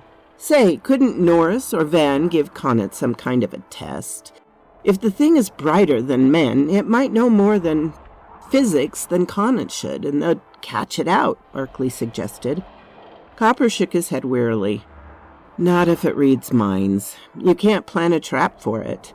Van suggested that last night. He hoped it would answer some of the questions of physics he'd like to know answers to. This expedition of 4 idea is going to make life happy." Benning looked at his companions, each of us with an eye on the others to make sure he doesn't do something peculiar. "Man, aren't we going to be a trusting bunch? Each man eyeing his neighbor with the grandest exhibition of faith and trust. I'm beginning to know what Conant meant by, 'I wish you could see your eyes.' Every now and then we all have it, I guess. One of you looks around with a sort of, 'I wonder if the other 3 are looking.' Incidentally, I'm not accepting myself. So far as we know, the animal is dead, with a slight question as to Conant. No other is suspected," McCready stated slowly. "The always-for order is merely a precaution measure." "I'm waiting for Gary to make it 4 in a bunk," Barkley sighed. "I thought I didn't have any privacy before, but since that order..." None watched more tensely than Conant. A little sterile glass test tube, half filled with the straw-colored fluid. 1, 2, 3, 4, 5 drops of the clear solution Dr. Copper had prepared from the drops of blood from Conant's arm. The tube was shaken carefully, then set in a beaker of clear, warm water. The thermometer read blood heat. A little thermostat clicked noiselessly, and the electric hot plate began to glow as the lights flickered slightly. Then little white flecks of precipitation were forming, snowing down in the clear, straw-colored fluid. "Lord," said Conant. He dropped heavily into a bunk, crying like a baby. 6 days, Conant sobbed. 6 days in there, wondering if that damned test would lie. Gary moved over silently and slipped his arm across the physicist's back. "It couldn't lie," Dr. Copper said. "The dog was human, immune, and the serum reacted." "He's all right?" Norris gasped. "Then the animal is dead? Dead forever?" "He is human," Copper spoke definitely, "and the animal is dead." Kiner burst out laughing hysterically. McGreedy turned towards him and slapped his face with a methodical 1-2, 1-2 action. The cook laughed, gulped, cried a moment, and sat up rubbing his cheeks, mumbling his thanks vaguely. I was scared. Lord, I was scared. Norris laughed bitterly. You think we weren't, you ape? You think maybe Conant wasn't? The ad building stirred with a sudden rejuvenation. Voices laughed, and the men clustered around Conant spoke with unnecessarily loud voices, jittery, nervous voices. Relieved, friendly again. Somebody called out a suggestion, and a dozen started for their skis. Blair might recover. Dr. Copper, fused with his test tubes in nervous relief, tried solutions. The party of relief for Blair's shack started out the door, skis clapping noiselessly down the corridor. The dog set up a quick yelping yowl as the air of excited relief reached them. Dr. Copper fussed with his tubes. McCready noticed him first, sitting on the edge of the bunk with two precipitant white test tubes of straw-colored fluid, his face whiter than the stuff in the tubes. Silent tears slipped down from horror-widened eyes. McCready felt a cold knife of fear pierce through his heart and freeze in his breath. Dr. Copper looked up. Gary, he called hoarsely. Gary, for God's sake, come here. Commander Gary walked towards him sharply. Silence clapped down on the ad building. Conant looked up, rose stiffly from his seat. Gary, tissue from the monster. Precipitates, too. It proves nothing. Nothing but the dog was a monster immune too. That one of the two contributing bloods, one of us two, you and I, Gary, one of us is a monster. Chapter 9. Barr, call back those men before they tell Blair, McCready said quietly.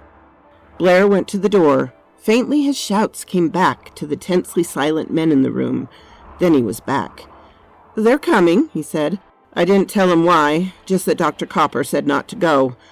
McCready, Gary sighed, you're in command now. May God help you. I cannot. The bronze giant nodded slowly, his deep eyes on Commander Gary. I may be the one, Gary added.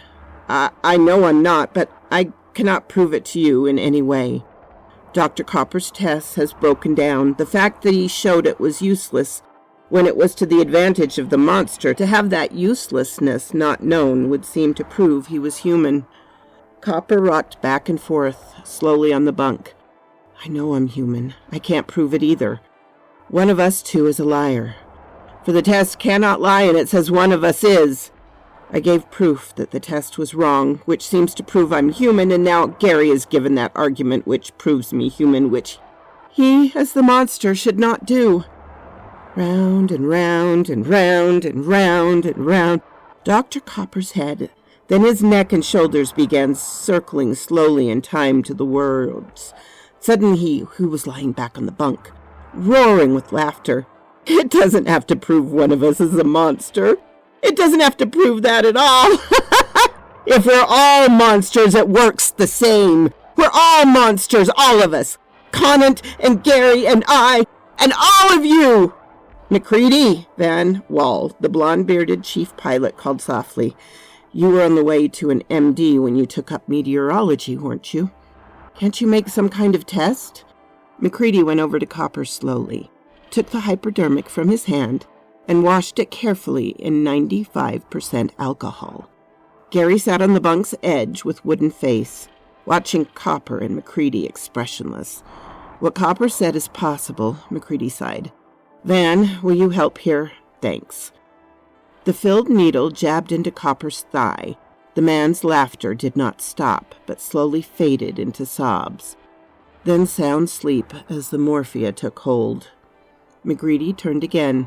The men who had started for Blair stood at the far end of the room, skis dripping snow, their faces white as their skis. Conant had a lighted cigarette in each hand. One he was puffing absently and staring at the floor. The heat of the one in his left hand attracted him, and he stared at it, and the one in the other hand stupidly for a moment. He dropped one and crushed it under his heel slowly. Dr. Copper, McCready repeated, could be right.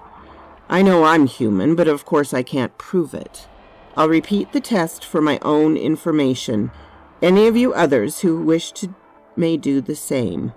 2 minutes later, Macready held a test tube with white precipitate settling slowly from the straw-colored serum. "It reacts to human blood, too, so they aren't both monsters." "I didn't think they were," Van Wall sighed. "That wouldn't suit the monster either. We could have destroyed them if we knew." "Why hadn't the monster destroyed us, do you suppose? It seems to be loose." Macready snorted, then laughed softly. "Elementary, my dear Watson. The monster wants to have life forms available. It cannot animate a dead body, apparently. It's just waiting until the best opportunity comes. We who remain human, it is holding in reserve." Kinner shuddered violently. Hey, Mac, would I know if I was the monster? Would I know if the monster's already got me? Oh, Lord, I may be a monster already." "You'd know," Macready answered. "But we wouldn't," Norris laughed, shortly, half hysterically. Macready looked at the vial of serum remaining. "There's one thing this damn stuff is good for. At that," he said thoughtfully. "Clark, will you and Van help me? The rest of the gang better stick together. Keep an eye on each other. See that you don't get into mischief, shall we say?" Macready started down the tunnel towards Dogtown, with Clark and Van Wall behind him. "You need more serum?" Clark asked. Macready shook his head. "Tests. There's 4 cows in a bull, and nearly 70 dogs down there. The stuff reacts only to human blood and monsters." Macready came back to the ad building and went silently to the washstand. Clark and Van Wall joined him a moment later. Clark's lips had developed a tic, jerking into sudden, unexpected sneers. "What did you do?" Connaught exploded suddenly. "More immunizing?" Clark snickered and stopped with a hiccup. "Immunizing? Immune, all right." "That monster," said Van Wall steadily, "is quite logical. Our immune dog was quite all right, and we drew a little more serum for the tests, but we won't be making any more." You can't use one man's blood or another dog," Norris began. "There aren't," said Macready softly, "any more dogs. Nor cattle, I might add." "No more dogs?" Benning sat down slowly. "They're very nasty when they start changing," Van Wall said precisely, "but slow. That electrocution iron you made up, Barkley, is very fast. There's only one dog left, our immune. The monster left that for us, so we could play with our little test. The rest—" He shrugged and dried his hands. "The cattle?" gulped Kiner.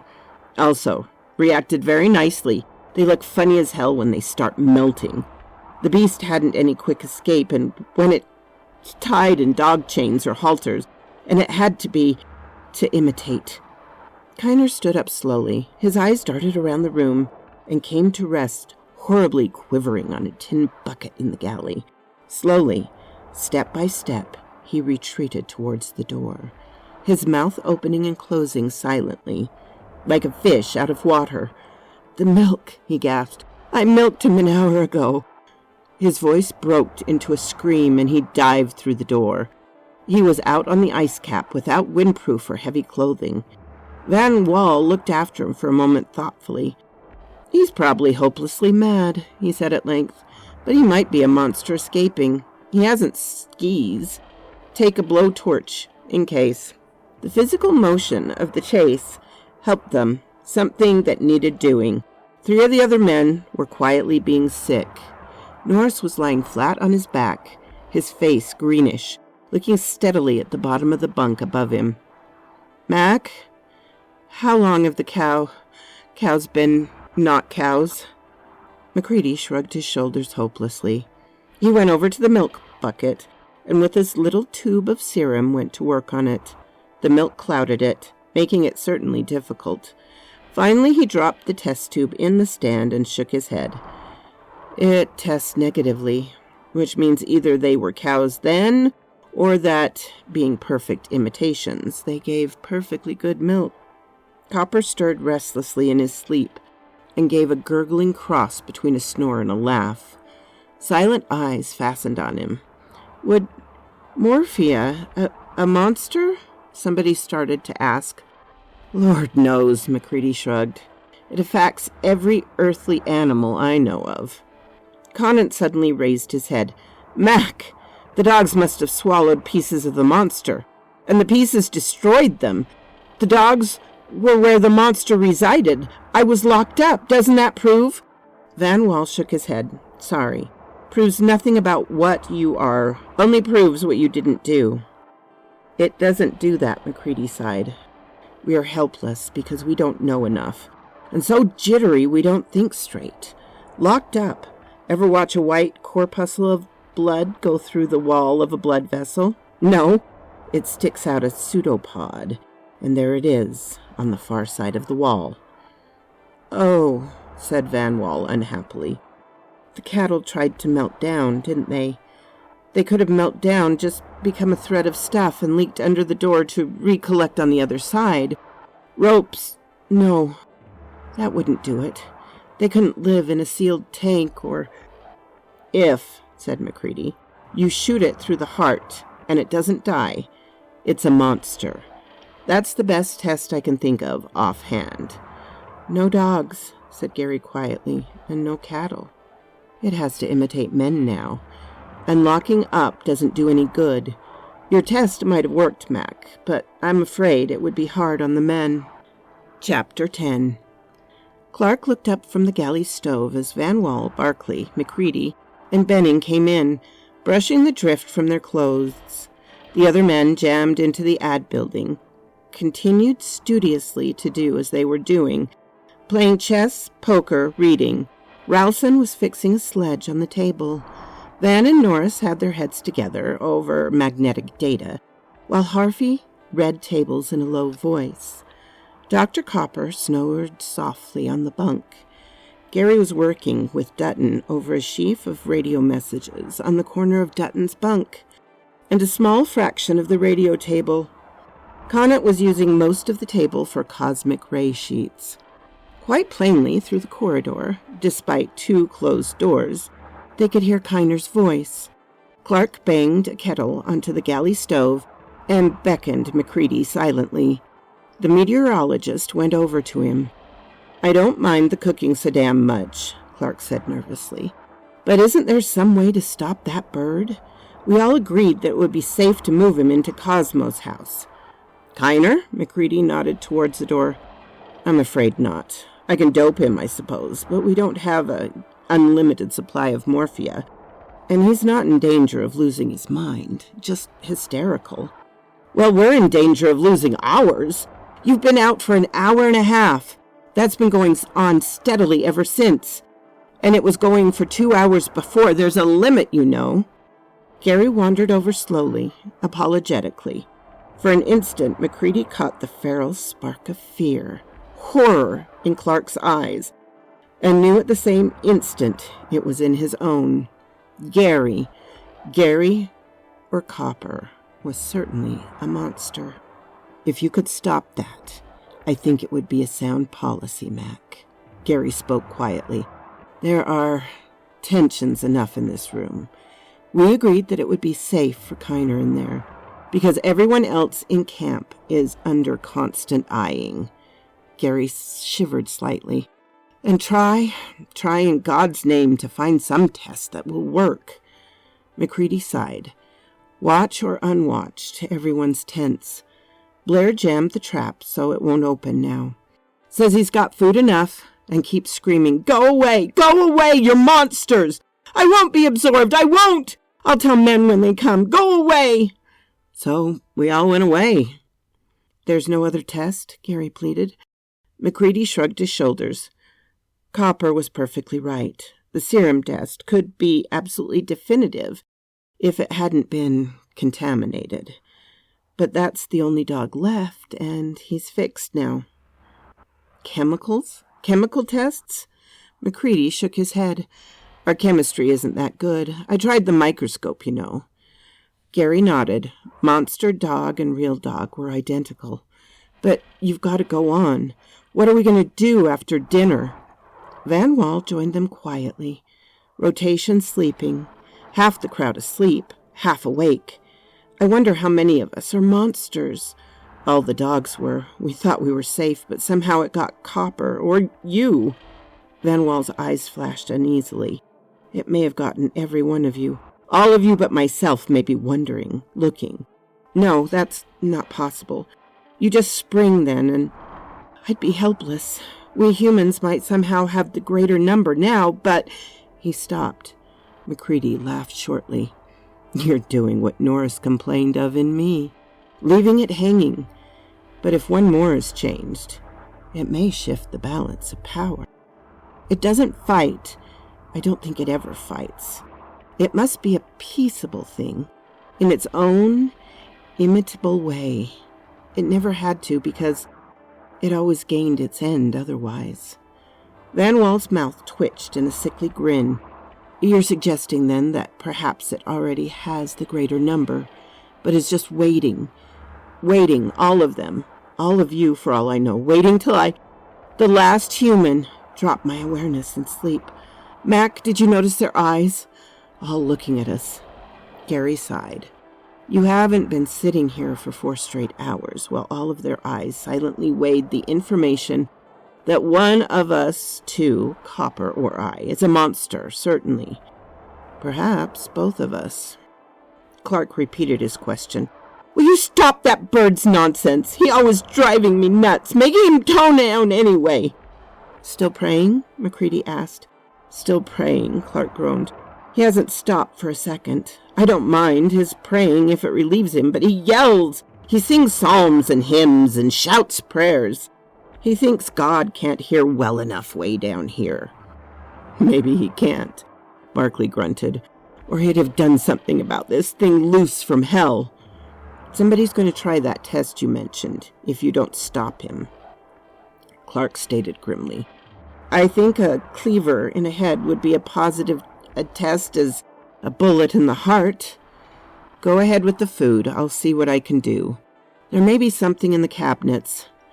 MacReady moved warily towards the corner Copper had used as his dispensary.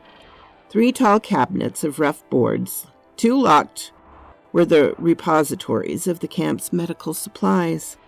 12 years ago, MacReady had graduated, had started for an internship and been diverted to meteorology.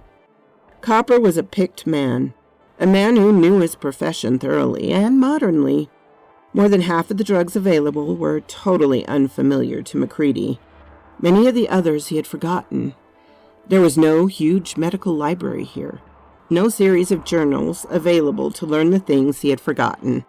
The elementary, simple things to Copper, things that had not merited inclusion in the small library he had been forced to contend himself with. Books are heavy, and every ounce of supplies had been freighted in by air.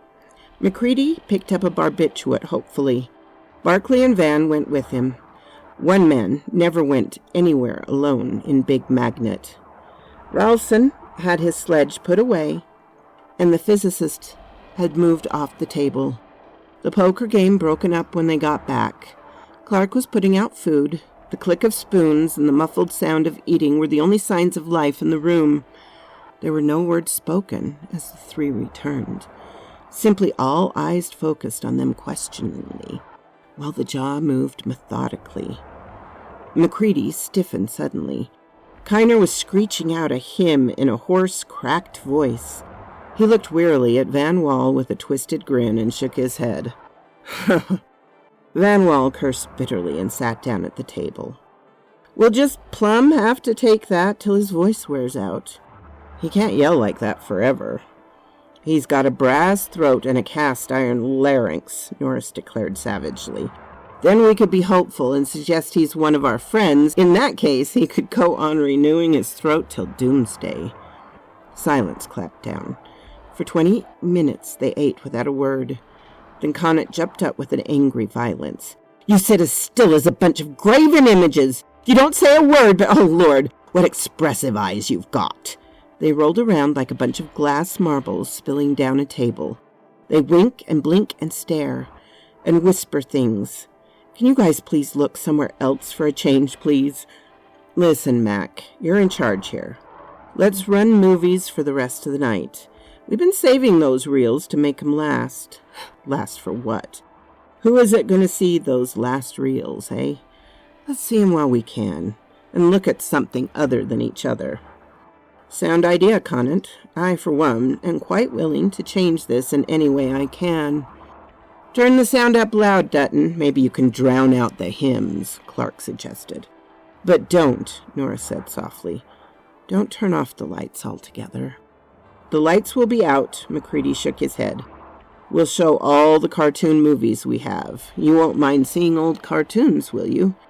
Goody, goody. A moon picture show. I'm just in the mood. McCready turned to look at the speaker. A lean, lanky New Englander by the name of Caldwell. Caldwell was stuffing his pipe slowly. A sour eye cocked up to McCready. The bronze giant was forced to laugh. Okay, Bart, you win. Maybe we aren't quite in the mood for Popeye and trick ducks, but it's something. Let's play classifications, Caldwell suggested. Or maybe you can call it Guggenheim. You draw lines on a piece of paper and put down classes of things like animals, you know. One for H and one for U and so on, like human and unknown, for instance. I think that would be a hell of a better game. Classifications, I sort of figure, is what we need right now, a lot more than movies. Maybe somebody's got a pencil that he can draw lines with. Draw lines between the U animals and the H animals, for instance. McCready tried to find that kind of pencil. Van Wall answered quietly. But we've got 3 kinds of animals here, you know. One that begins with M. We don't want any more. Mad ones, you mean? Clark, I'll help you with those little pots so we can get our little peep show going. Caldwell got up slowly. Dutton and Barclay and Benning, in charge of the projector and sound mechanisms arrangements, went about their job silently, while the ad building was cleared and the dishes and pans disposed of. What, they don't do dishes? McCready drifted over towards Van Wall slowly and leaned back in the bunk beside him. I've been wondering, Van, he said with a wry grin, whether or not to report my ideas in advance. I forgot the U animals, as Caldwell named it, could read minds. I've a vague idea of something that might work. It's too vague to bother with, though. Go ahead with your show while I try to figure out the logic of the thing. I'll take this bunk. Van Wall glanced up and nodded. The movie screen would be practically on line with his bunk, hence making the pictures least distracting here, because least unintelligible. Perhaps you should tell us what you have in mind, as it is only the unknowns know what you plan. You might be unknown before you got into operations. It won't take long if I get it figured out right. But I don't want any more all but the test dog monsters thing. We better move Copper into this bunk directly above me. He won't be watching the screen either. McCready nodded towards Copper's gently snoring bulk. Gary helped them lift and move the doctor. McCready leaned back against the bunk and sank into a trance, almost of concentration, trying to calculate chances, operations, methods. He was scarcely aware as the others distributed themselves silently, and the screen lit up. Vaguely, Kiner's hectic, shouted prayers and his rasping, hymn-singing annoyed him, till the sound, unaccompanied, started. The lights were turned out, but the large, light-colored area of the screen reflected enough light for ready visibility. It made men's eyes sparkle as they moved restlessly. Kiner was still praying, shouting, his voice a raucous accompaniment to the mechanical sound. Dutton stepped up the amplification. As long as the voice been going on, that only vaguely at first was McCready aware that something seemed missing.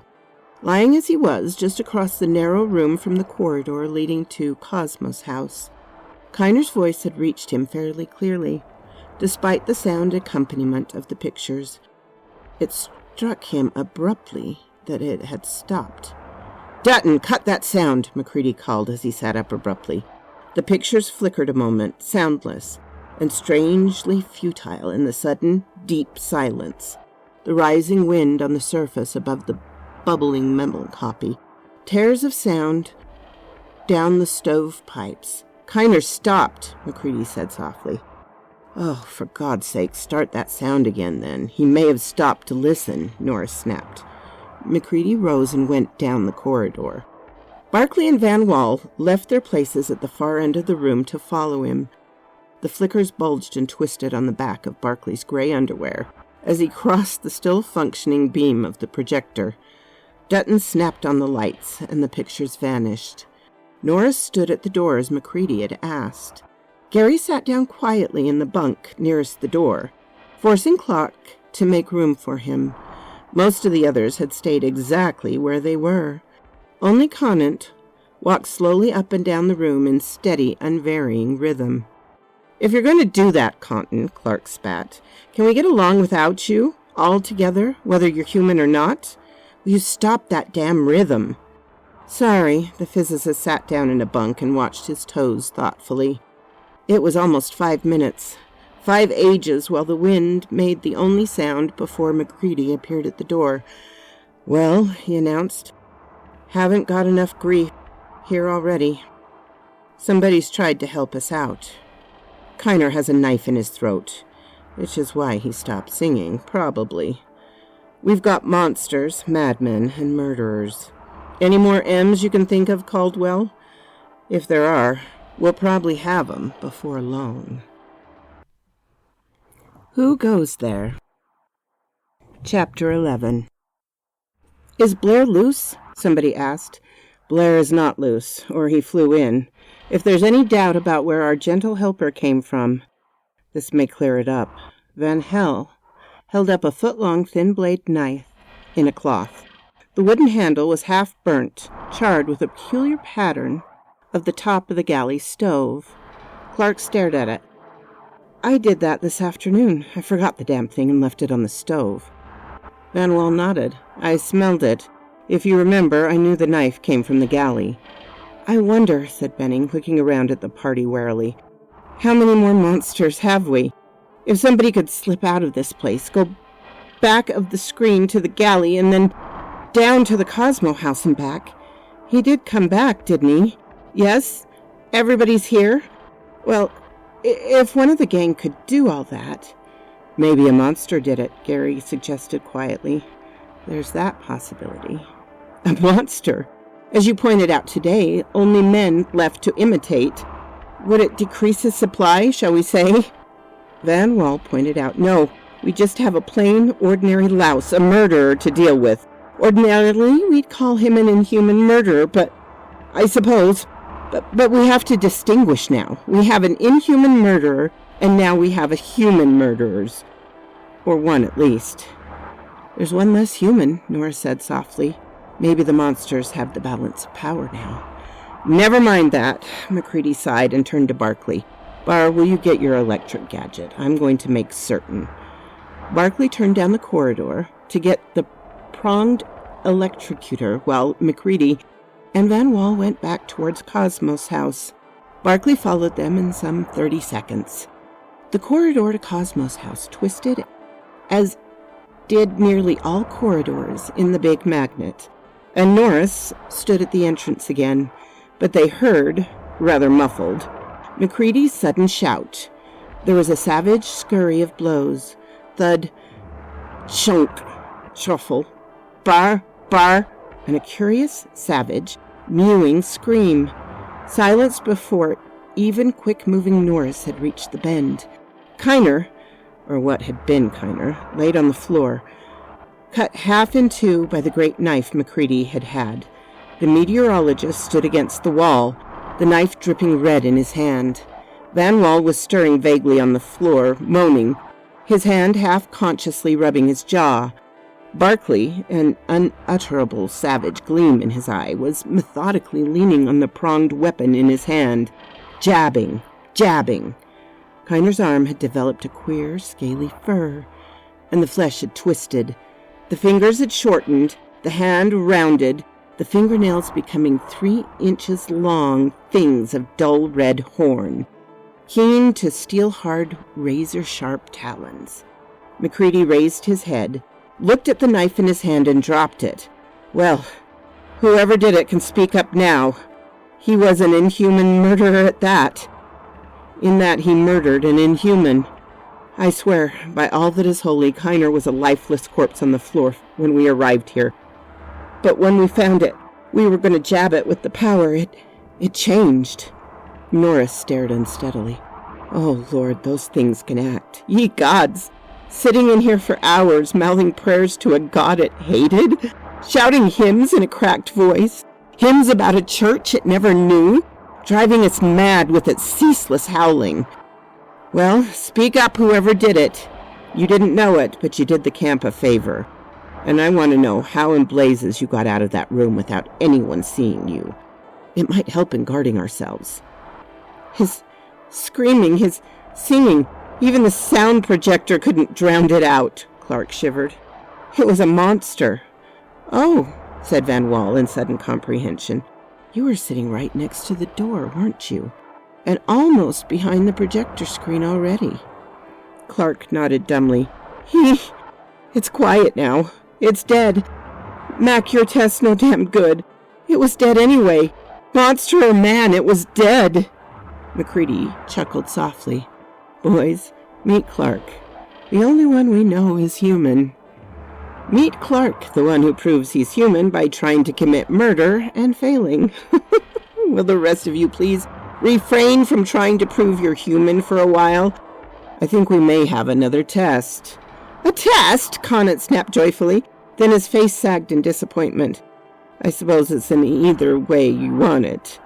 No, said McCready steadily. Look sharp and be careful.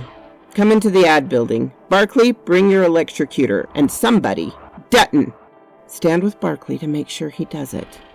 Watch every neighbor, for by the hell these monsters come from, I've got something and they know it. They're going to get dangerous. The group tensed abruptly. An air of crushing menace entered into every man's body. Sharply they looked at each other, more keenly than ever before. Is that man next to me an inhuman monster? What is it? Gary asked, as they stood against the main room. How long will it take? I don't know exactly, said McCready, his voice brittle with angry determination. But I know it will work, and no two ways about it. It depends on a basic quality of monsters, not on us. Kiner just convinced me. He stood heavy and solid, in bronzed immobility, completely sure of himself again at last. This, said Barkley, hefting the wooden-handled weapon, tipped with its two sharp points, charged conductors, is going to be rather necessary, I take it. As the power plant assured, Dutton nodded sharply. The automatic stoker bin is full. The gas power plant is on standby. Van Wall and I set it for the movie operation, and we've checked it over rather carefully several times, you know. Anything those wires touch dies, he assured them grimly. I know that. Dr. Cooper stirred vaguely in his bunk, rubbing his eyes with fumbling hands. He sat up slowly, blinked his eyes, blurred with sleep and drugs, widened with an unutterable horror of drug-ridden nightmares. Gary, he mumbled. Gary, listen. Selfish, from hell they came, and hellish selfish. What do I mean? He sank back in his bunk and snored softly. McCready looked at him thoughtfully. We'll know presently. He nodded slowly. But selfish is what you mean, all right. You may have thought of that, half sleeping, dreaming there. I didn't have to stop thinking what dreams you might be having, but that's all right. Selfish is the word. They must be, you see. He turned to the men in the cabin, tense, silent men, staring with wolfish eyes, each at his neighbor. Selfish, and as Dr. Copper said, every part is a whole. Every piece is self-sufficient, an animal in itself. That, and one other thing, tell the story. There's nothing mysterious about blood. It's just as normal, a body tissue, as a piece of muscle or a piece of liver. But it hasn't so much connective tissue, though it has millions, billions of life cells. McCready, great bronze beard ruffled in a grim smile. This is satisfying in a way. I'm pretty sure we humans still outnumber you, others standing here, and we have what you, Your otherworld race evidently doesn't. Not an imitated, but bred in the bone instinct. A driving, unquenchable fire that's genuine. We'll fight. Fight with a ferocity you may attempt to imitate. But you're never equal. We're human. We're real. Your imitations, false to the core of your every cell. All right. It's a showdown now, you know. You with your mind reading. You've lifted the idea from my brain. You can't do a thing about it. Standing here. Let it pass. Blood is tissue. They have to bleed. If they don't bleed when cut, then by heaven they're phony. Phony from hell. If they bleed, then that blood, separated from them, is an individual, a newly formed individual in its own right, just as they split, all of them, from one original, are individuals. Get it, Van? See the answer bar? Van Wall laughed very softly. The blood will not obey. It's a new individual, with all the desire to protect its own life that the original, the main mass from which it was split, has. Blood will live and try and crawl away from a hot needle, say. MacReady picked up the scalpel from the table. From the cabinet he took a rack of test tubes, a tiny alcohol lamp, and a length of platinum wire set in a little glass rod. A smile of grim satisfaction rose from his lips. For a moment he glanced up at those around him. Barclay and Dutton moved towards him slowly, the wooden-handled instrument alert. Dutton, said MacReady, suppose you stand over by the splice there where you've connected that in. Make sure nothing pulls it loose. Dutton moved away. Now, Van, suppose you be the first on this. White-faced, Van Wall stepped forward. With a delicate precision, MacReady cut a vein in the base of his thumb. Van Wall winced slightly, then held steady as a half an inch of bright blood collected in the tube. MacReady put the tube in the rack, gave Van Wall a bit of alum, and indicated the iodine bottle. Van Wall stood motionlessly watching. MacReady heated the platinum wire in the alcohol flame lamp, then dipped it into the tube. It hissed softly. 5 times he repeated the test. Human, I'd say. MacReady sighed and straightened. As yet, my theory hasn't been actually proven, but I have hopes. Don't, by the way, get too interested in this. We'll have some of us unwelcome ones, no doubt. Van, will you relieve Barclay at the switch? Thank you. Okay, Barclay. And may I say I hope you stay with us. You're a damn good guy. Barclay grinned uncertainly, winced under the keen edge of the scalpel. Presently, smiling widely, he retrieved his long-handled weapon. Mr. Samuel Dutt, bar. The tensity was released in that section. Whatever of hell the monsters may have had within them, the men in that instant matched it. Barclay had no chance to move his weapon as a score of men poured down on that thing that had seemed Dutton. It mewed and spat and tried to grow fangs, and was 100 broken, torn pieces. Without knives or weapons save the brute-given strength of a staff of picked men, the thing was crushed, rent.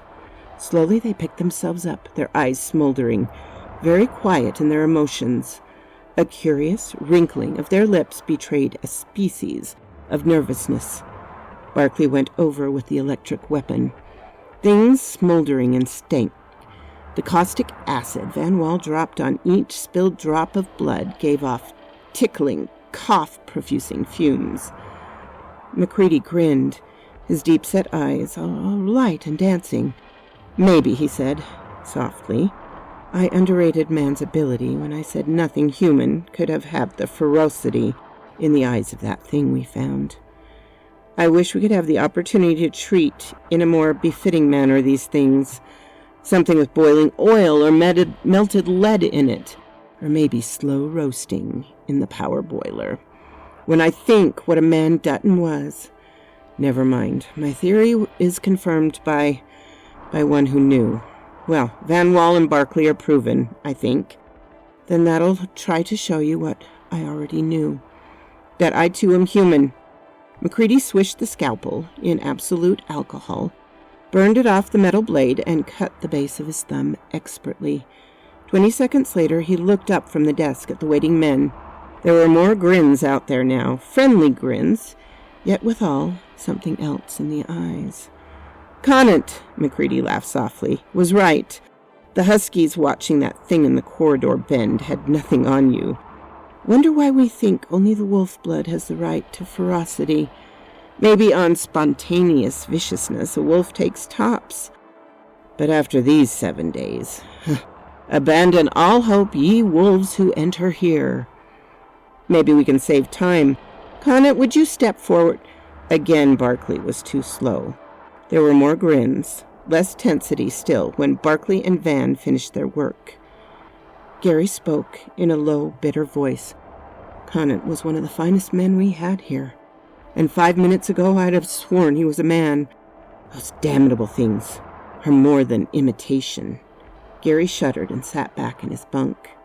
And 30 seconds later, Gary's blood shrank from the hot platinum wire and struggled to escape the tube, struggled as frantically as a sudden, feral, red-eyed, dissolving imitation of Gary struggled to dodge the snake-tongued weapon. Barkley advanced at him, white-faced and sweating. The thing in the test tube screamed with a tinny voice as McCready dropped it into the glowing coal of the gallery stove. Chapter 12. The last of it, Dr. Copper looked down from his bunk with bloodshot, saddened eyes. 14 of them. McCready nodded shortly. "In some ways, if only we could have permanently prevented their spread, I'd like to have even the imitation back. Commander Gary, Conant, Dutton, Clark, where are they taking those things?" Copper noted the stretchers Barkley and Norris were carrying out. Outside on the ice, where they've got 15 smashed crates, half a ton of coal, and presently we'll add 10 gallons of kerosene. We've dumped acid on every spilled drop, every torn fragment. We're going to incinerate those." "Sounds like a good plan," Copper nodded wearily. "I wonder if you hadn't said whether Blair—" McCready started. "We forgot him! We had so much else. I wonder, do you suppose we can cure him now?" "If—" began Dr. Copper and stopped meaning. McCready started a second time. Even a madman. It imitated Kiner in his praying hysteria. McCready turned towards Van Wall at the long table. "Van, we've got to make an expedition to Blair's shack." Van looked up sharply. The frown of worry faded for an instant in surprised remembrance. Then he rose, nodded.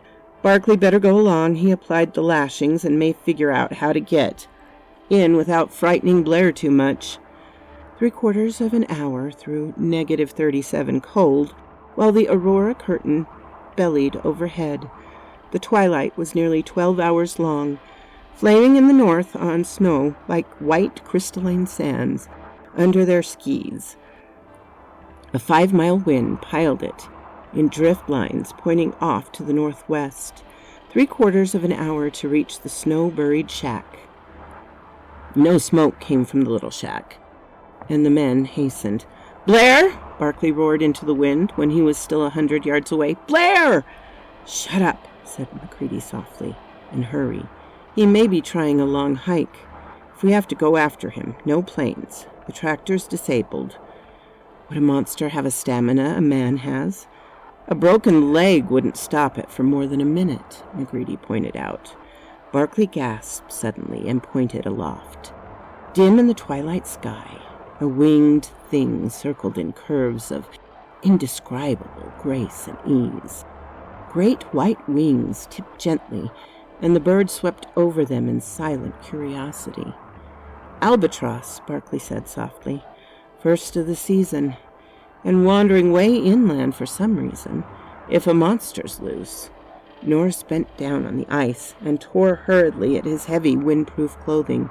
He straightened, his coat flapping open, a grim blue-metalled weapon in his hand. It roared a challenge to the white silence of Antarctica.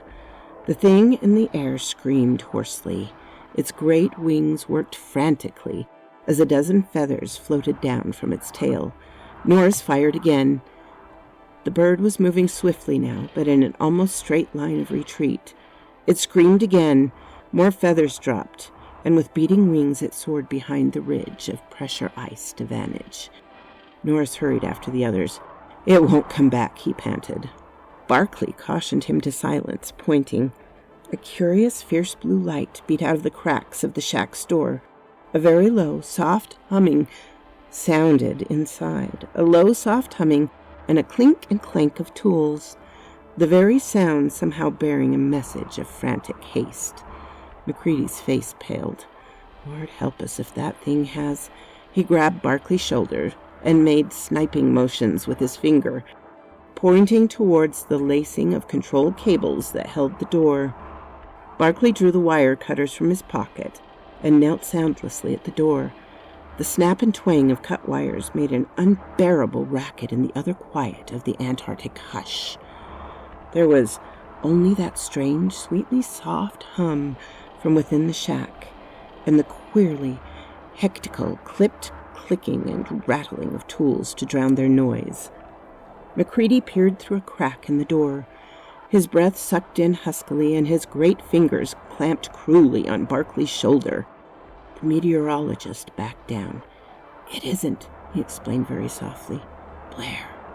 It's kneeling on something on the bunk, something that it keeps lifting. Whatever it's working on is a thing like a knapsack, and it lifts it." "All at once," Barclay said grimly. "No, Norris, hang back and get that iron of yours out. It may have weapons." Together Barclay's powerful body and MacReady's giant strength struck the door.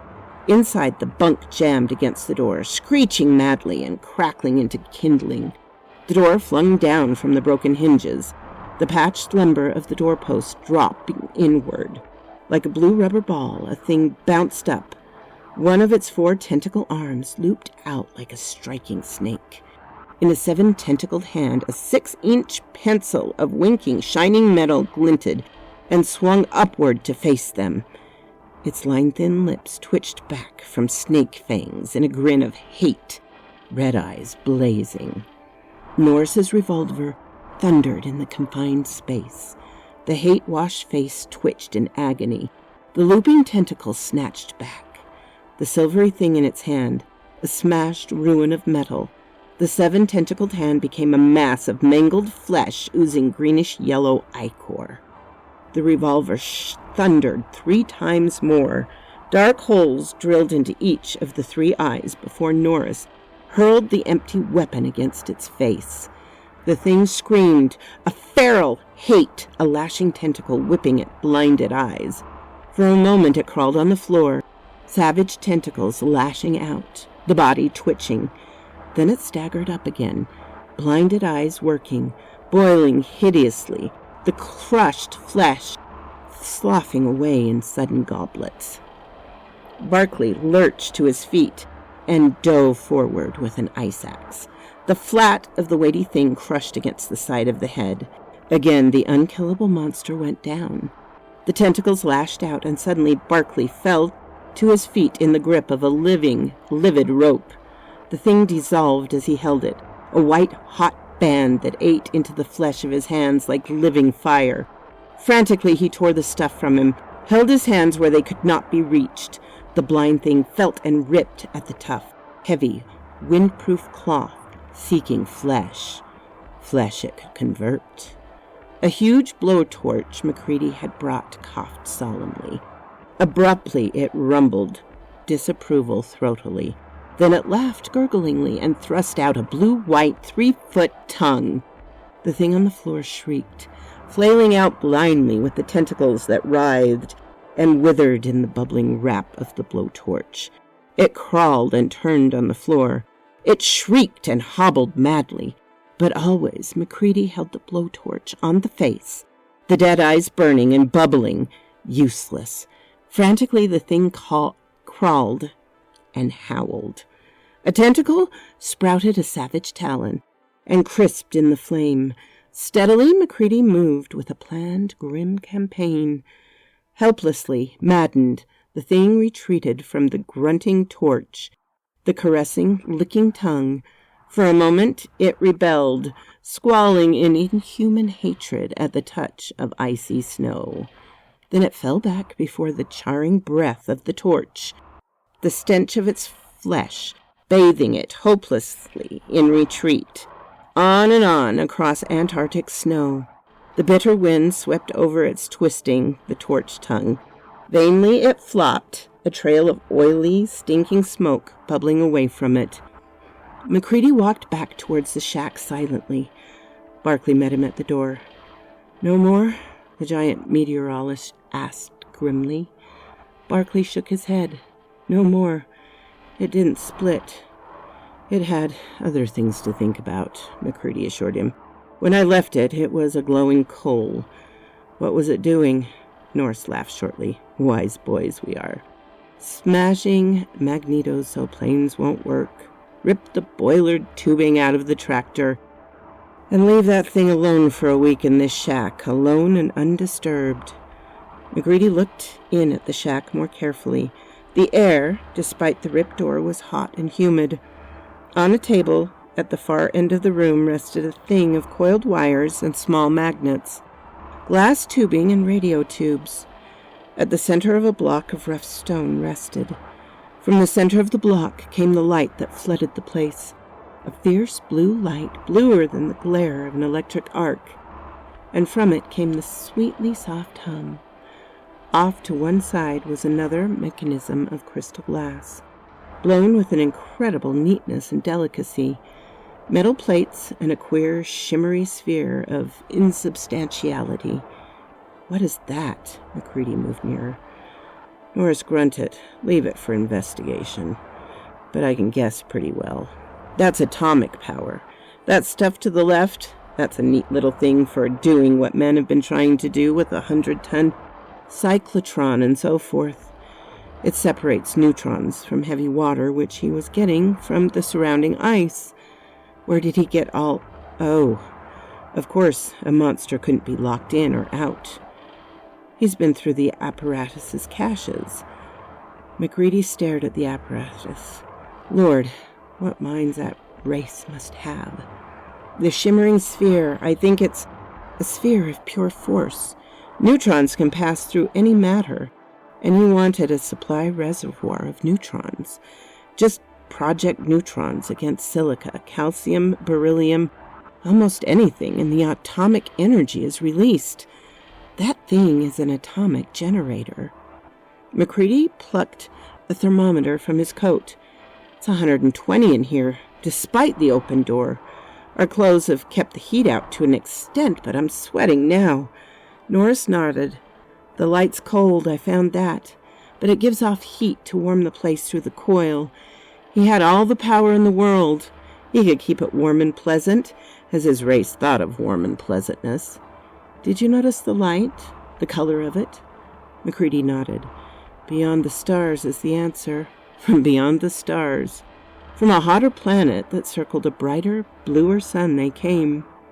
MacReady glanced out of the door towards the blasted, smoke-stained trail that flopped and wandered blindly off across the drift. "There won't be any more coming, I guess. Sheer accident it landed here. And that was 20 million years ago. What did it do all that for?" He nodded towards the apparatus. Barclay laughed softly. "Did you notice what it was working on when we came in? Look." He pointed towards the ceiling of the shack, like a knapsack made of flattened coffee tins, with dangling cloth straps and leather belts. The mechanism clung to the ceiling. A tiny glaring heart of supernal flame burned in it, yet burned through the ceiling's wood without scorching it.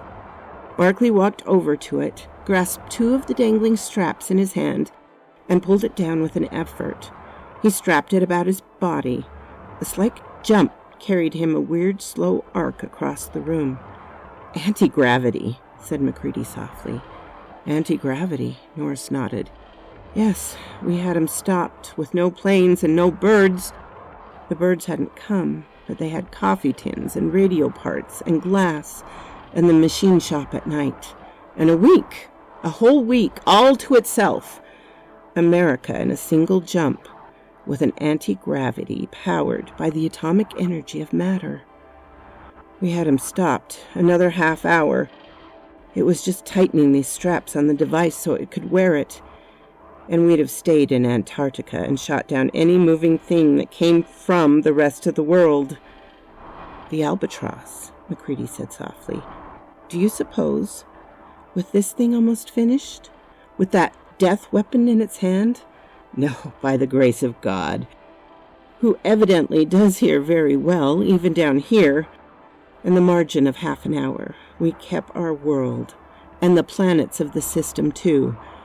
Anti-gravity, you know, the atomic power, because they came from another sun, a star beyond the stars. They came from a world with a bluer sun. The end. So quoth this raven. I hope you enjoyed this story, darlings, and if you did, please like. If you haven't subscribed, please do so. And if you want to say anything about it, offer suggestions of what you would like read, just say hi. Please do that too. It helps me out. Especially I'm trying to get things up and going again. I will throw this all together in one video so you have a complete audiobook when you want to listen. And I hope your day is absolutely beautiful, my darlings. Bye-bye.